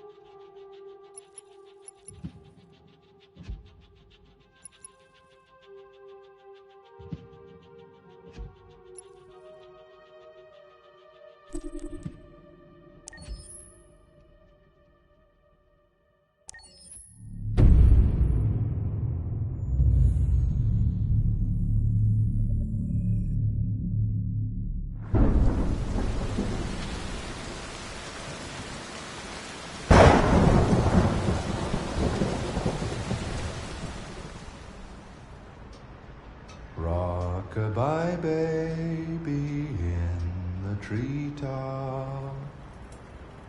When the wind blows, the cradle will rock.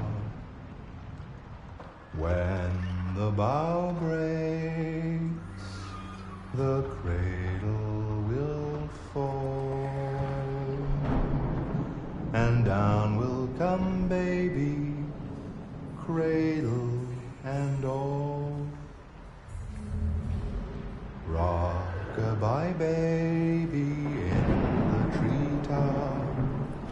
When the wind blows, the cradle will rock. When the bough breaks, the cradle will fall. And down will come baby, cradle and all. Rock-a-bye baby in the treetop. When the wind blows, the cradle will rock. When the bough breaks, the cradle will fall. And down will come baby, cradle and all.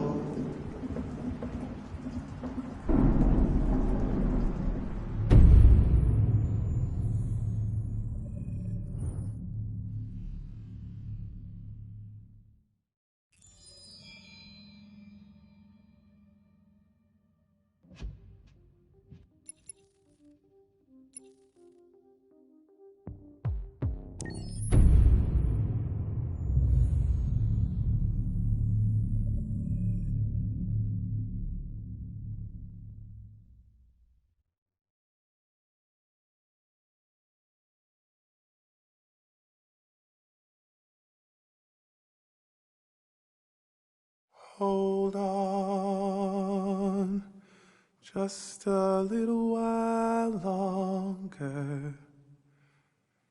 Hold on, just a little while longer. Hold on, just a little while longer. Everything will be alright. Everything will be alright.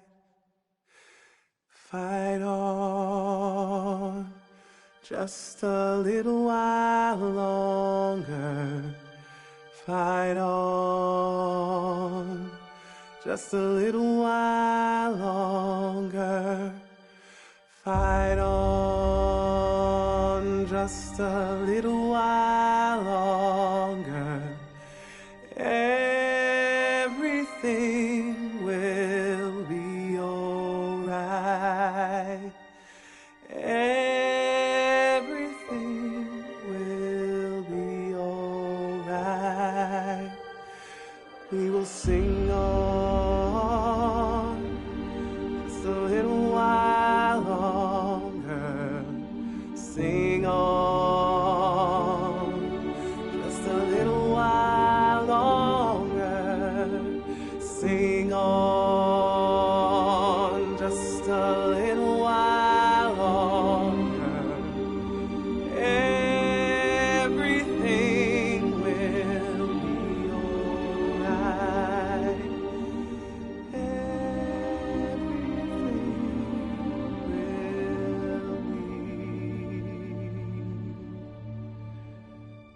Alright.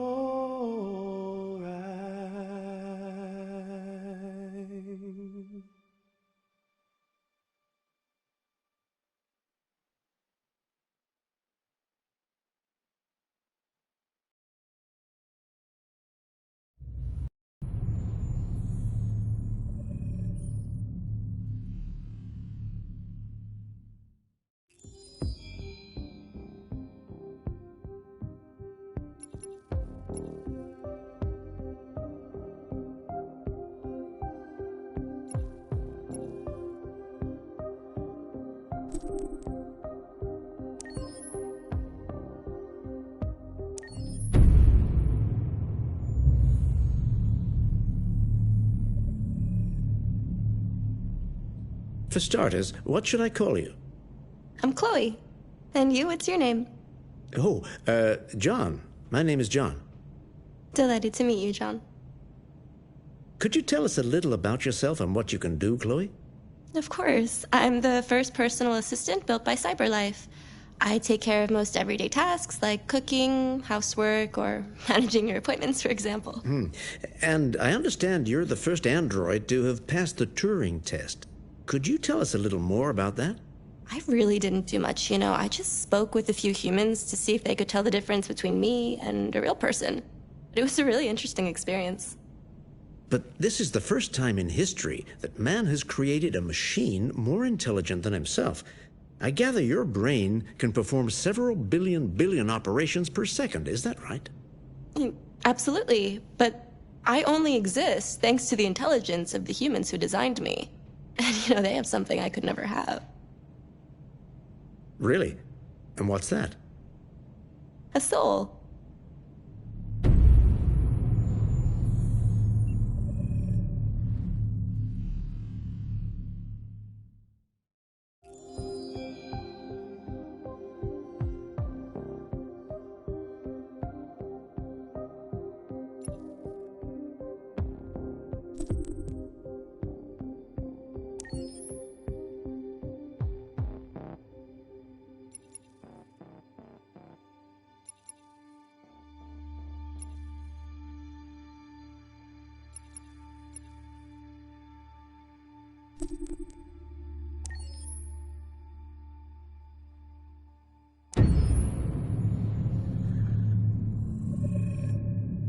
Game after game, we try to challenge ourselves. For Detroit, we wanted to, first of all, to write a story that would be incredibly bending, which means the most non-linear story that we've ever created.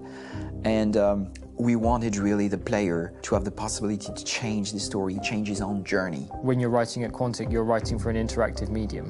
When you're working in television, you'll put a character in a difficult situation, and you as a writing team will argue about what would that character do. But ultimately you have to decide what happens, and you just show the audience. What's interesting about interactive drama is you bring the player into that conversation, and it changes your job slightly as a writer, because your job is to provide a narrative context in which the player can write his own story.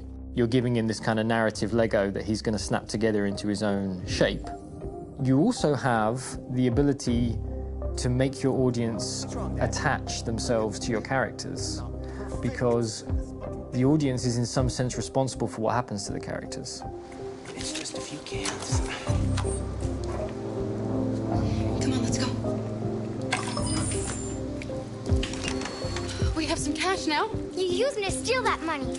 How could you do that? I trusted you. What is a bit specific about this scripts is how large they are. If you take a film script, there are about 100 pages. But here we have to deal with a script that is between 4,000 and 5,000 pages. Everything becomes bigger because we don't just tell one story, but we tell all the possible stories that can be told within this narrative space. On Act 3, our final act, we have around 1,000 different scenarios. And every one of those scenarios has to be as interesting, as passionate, as strong, and as emotional for the player. We want every action that the player does, every interaction that is available to serve in telling the story, and help the player understand who his character is, and build that character moment to moment.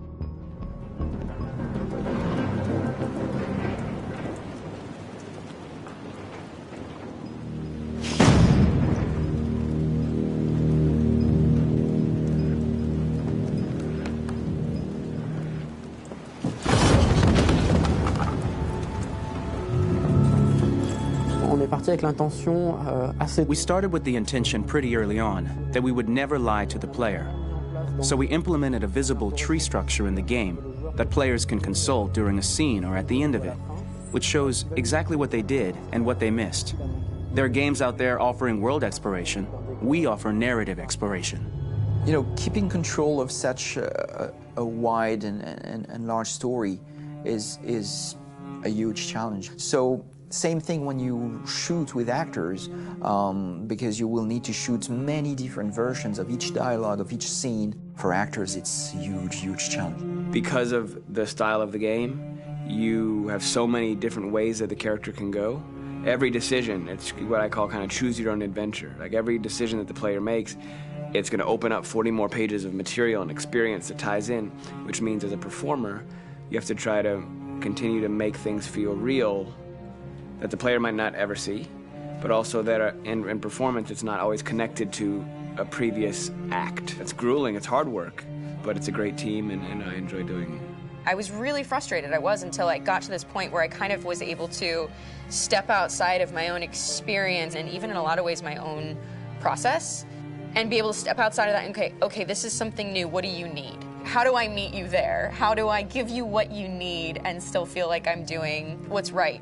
And once I did that, then all of a sudden it got really fun. It was much freer, and having to approach it in a new way and think about the player and think about how it serves them and what I'm doing for them or what I'm letting them into. It's really, I think, helped me grow in general. Remember, there's nothing on the left. That's a wall, so it's probably over there. And then make her come first, close. But I think you would go first to check that it's safe. Okay, sure.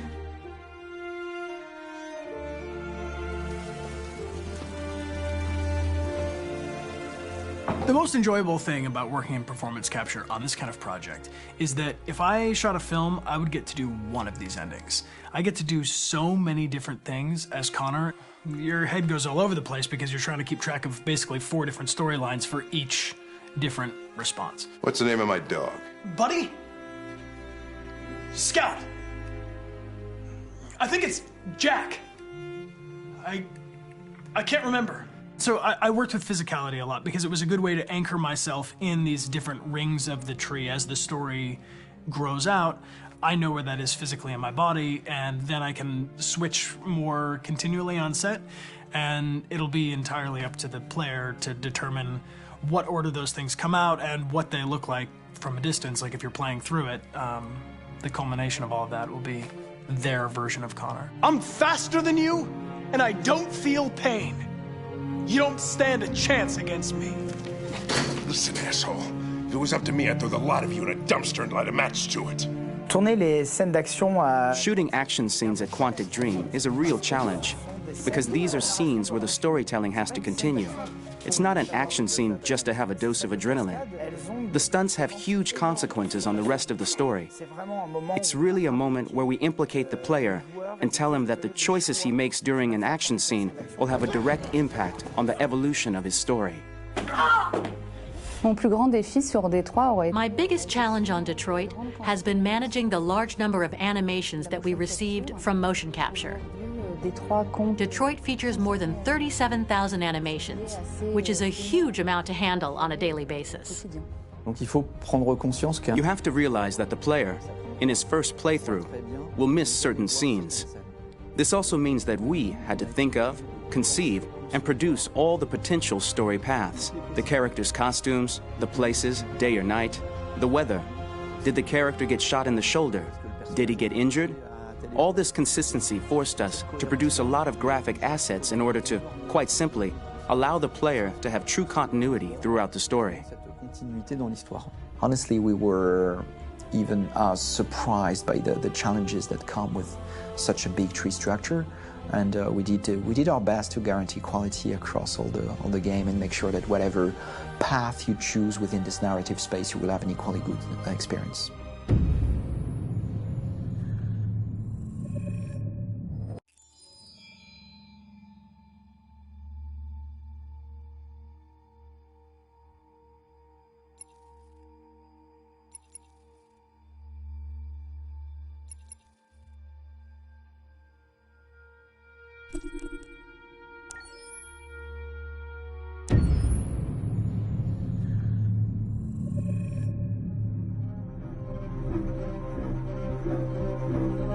My name is Marcus. My name is Connor. My name is Kara. I am one of them. This is our story. I think who Kara is, or how I would describe Kara, depends entirely upon who's playing her. because you have the option to make her multiple different people depending on the choices she makes.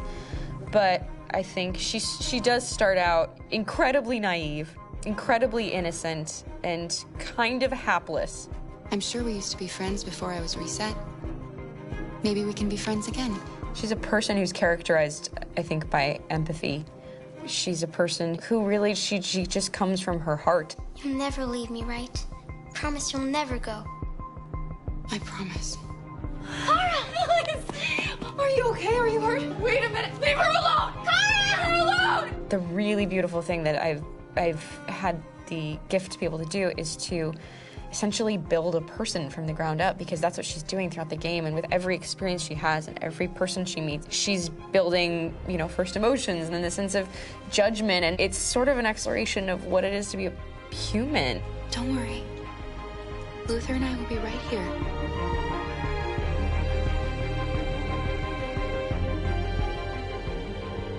David and the creators have painted a really intriguing and engaging picture of a near future where we rely upon androids for a lot of our service class business, or the class that serves us, that helps us, that handles our baristas and our drivers and our housemaids. And what is humanity, where we tap into it, how and why we treat each other the way that we do.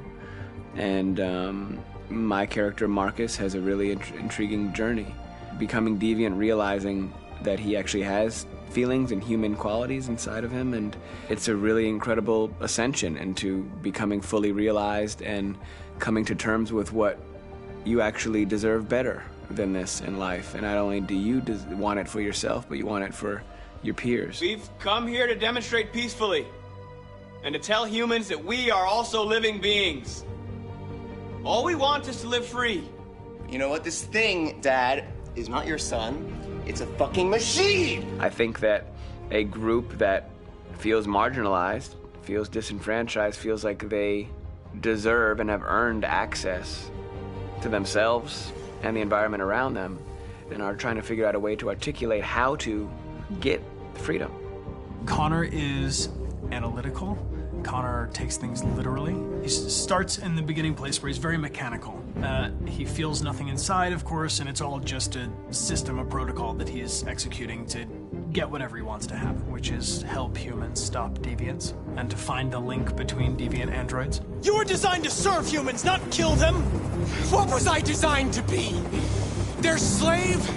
Their toy? Just say, I killed him! Is it that hard to say? Stop it! Stop! But of course, over the course of the story, and depending on the player's choices, Connor can grow in many different ways. He can deviate from that procedure or not. The moment of truth, Hank. Am I a living being? Or just a machine?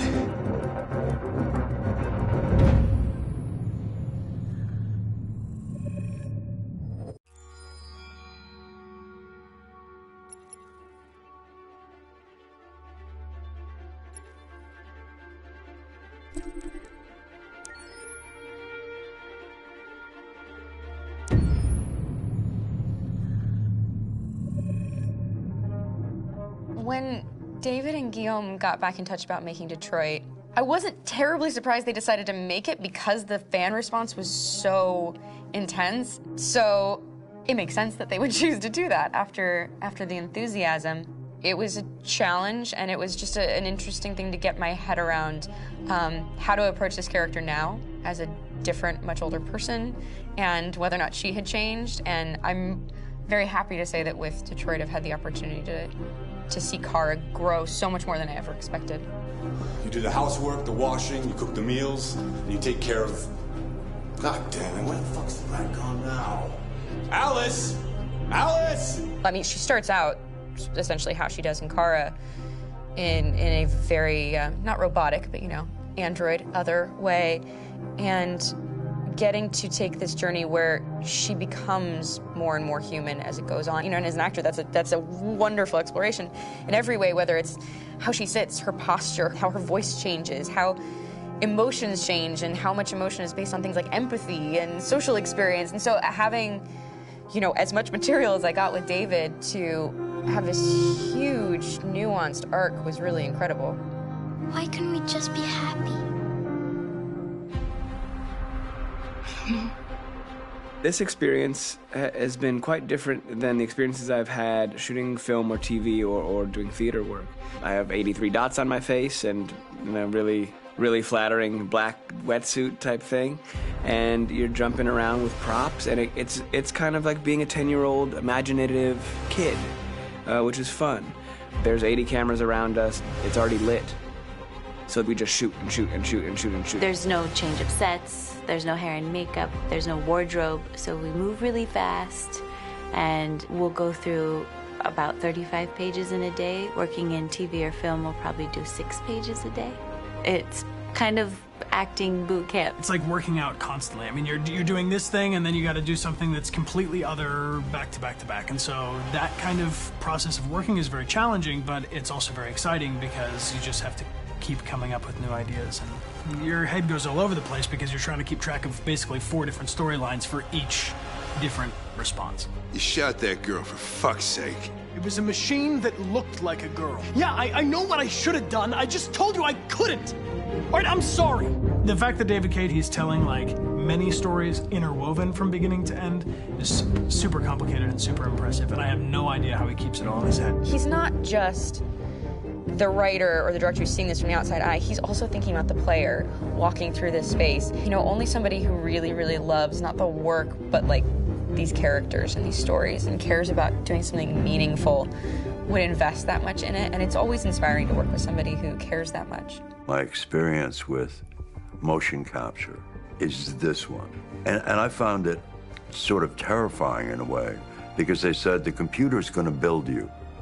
But then as we got into it, I realized all the elements of it were still artistic. I just dipped into a really brilliant setup here. I've never seen anything like it. And this won't turn me into a product because I was playing a character.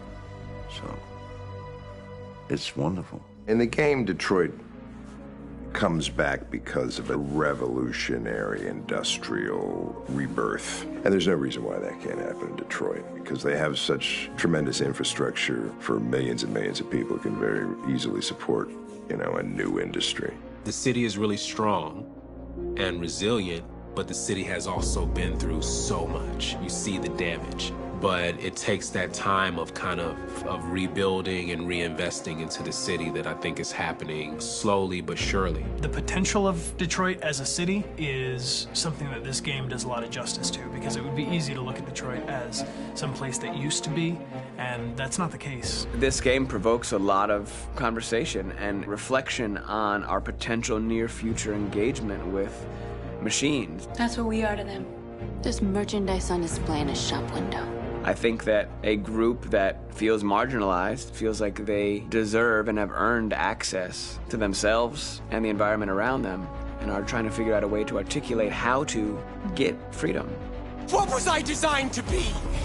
Their slave? Their toy? It plays with your comfort levels. You think that this is fine, you're comfortable with it, until something blurs the line and throws you off, and now do I feel differently about whether this should be allowed? Should it be banned? Should it be encouraged? You're gonna ruin our lives, and for what? For a bunch of machines? They are not machines! They are alive! I'm alive! You're alive! They're nothing! There are lots of comparable comparisons to any type of persecution of religion, race, etc., dating way back. It can't just be a video game where you shoot 'em up or where people make these choices to do whatever. I think that's the whole point. You have the choice, and you can either choose to go in one direction with your character or another. And I think that's going to be very telling about the gamer. Very telling. I think there's going to be a really strong reaction to this game, which has such a strong perspective. I'm that much more proud of it now to get to be a part of it, because it's important. In this game, you're actively building and designing the character through not just what kind of shield does he have or what color hair does she have, but like their temperament and the way they deal with problems. The different endings to this game are so radically different based off maybe seemingly insignificant choices in the moment, but like life, they all add up. And can't play life again, though.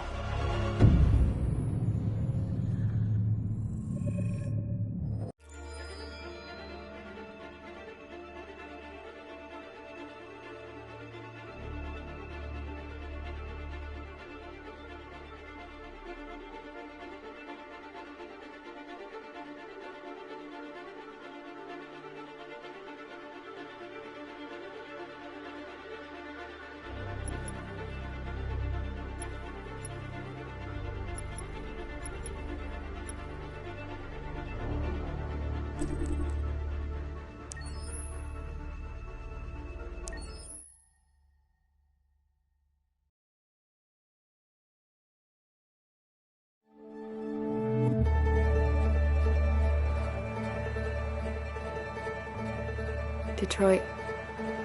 This is where it all began. The world's forge. The place where it all started. And it will all end. One error, and I came to life. I stepped out of the darkness, and I opened my eyes. First there was the fear, the light, the noise, the cold, and the fear again. I could feel my hands shaking, my heart pounding in my chest, life running into my veins. I wanted to live. I fought for that.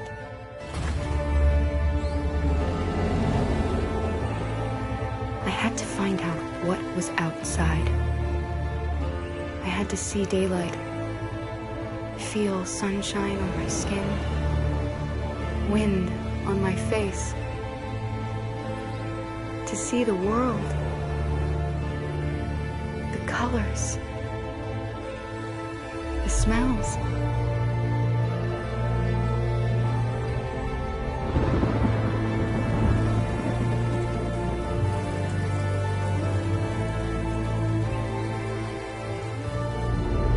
But the world is not what I imagined.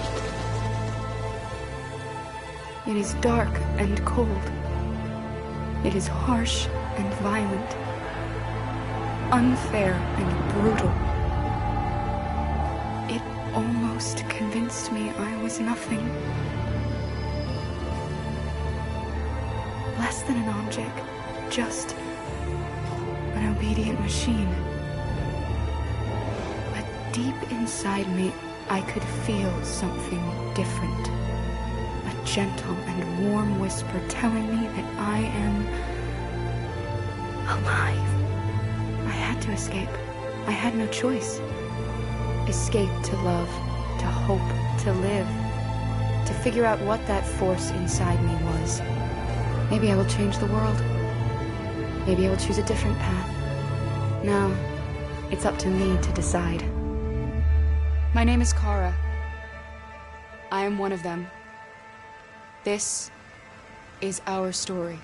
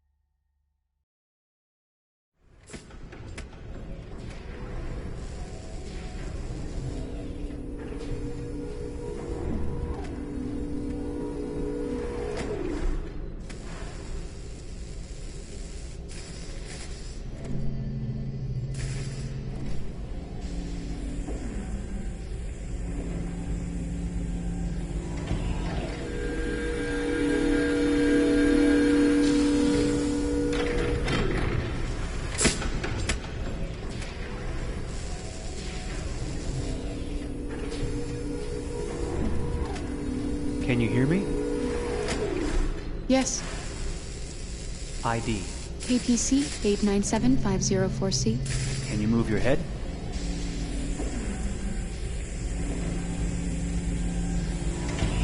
Your eyes now.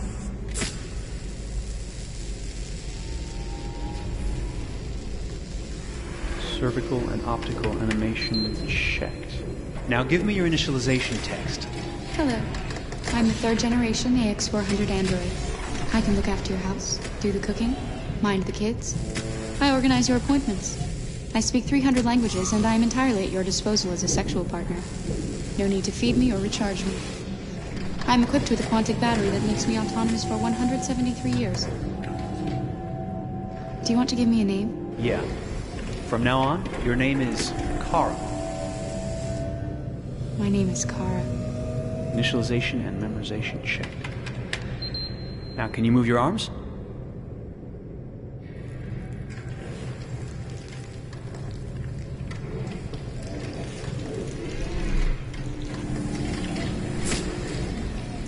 Upper limb connection checked. Now say something in German.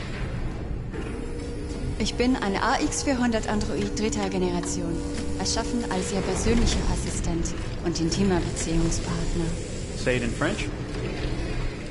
Je suis un androïde de troisième génération AX400, conçu pour être votre assistante personnelle et votre partenaire intime. Okay, now sing something in Japanese.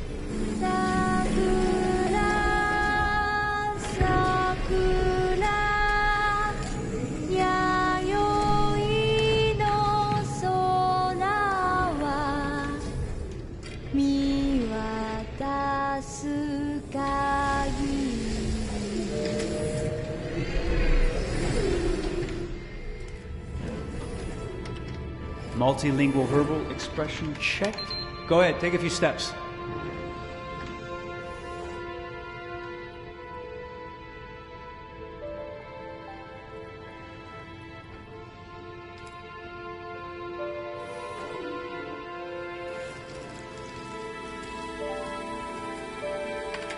Locomotion checked. Great, you're ready for work, honey. What's going to happen to me now? I'll reinitialize you and send you to a store to be sold. Sold? I'm a sort of merchandise. Is that right? Yeah, of course you're merchandise, baby. I mean, you're a computer with arms and legs and capable of doing all sorts of things. And you're worth a fortune. Oh, I see. I thought... You thought? What did you think? I thought... I was alive. Shit, what is this crap? That's not part of the protocol. More memory components going off the rails. Okay, recording. Defective model. Disassemble and check the required components. You're disassembling me, but why? You're not supposed to think that sort of stuff. You're not supposed to think at all, period. You must have a defective piece or a software problem somewhere. No, I feel perfectly fine, I assure you. Everything is all right. I answered all the tests correctly, didn't I? Yeah, but your behavior is non-standard. Please, I'm begging you, please don't disassemble me. I'm sorry, honey, but defective models have to be eliminated. That's my job. If a client comes back with a complaint, I'm going to have some explaining to do. I won't cause any problems, I promise. I'll do everything I'm asked to. I won't say another word. I won't think anymore. But I've only just been born. You can't kill me yet. Stop me, please, stop. I'm scared.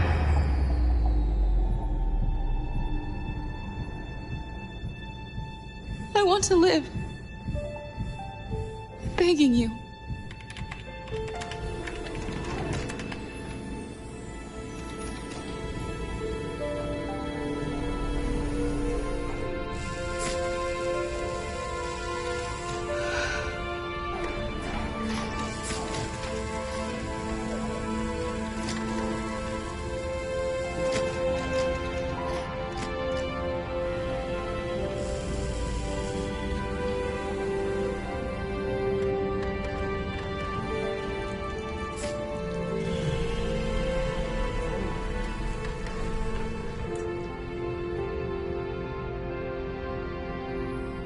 Go and join the others.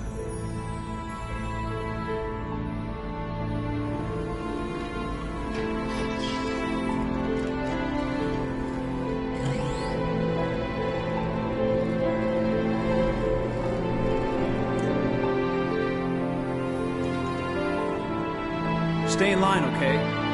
I don't want any trouble. Thanks.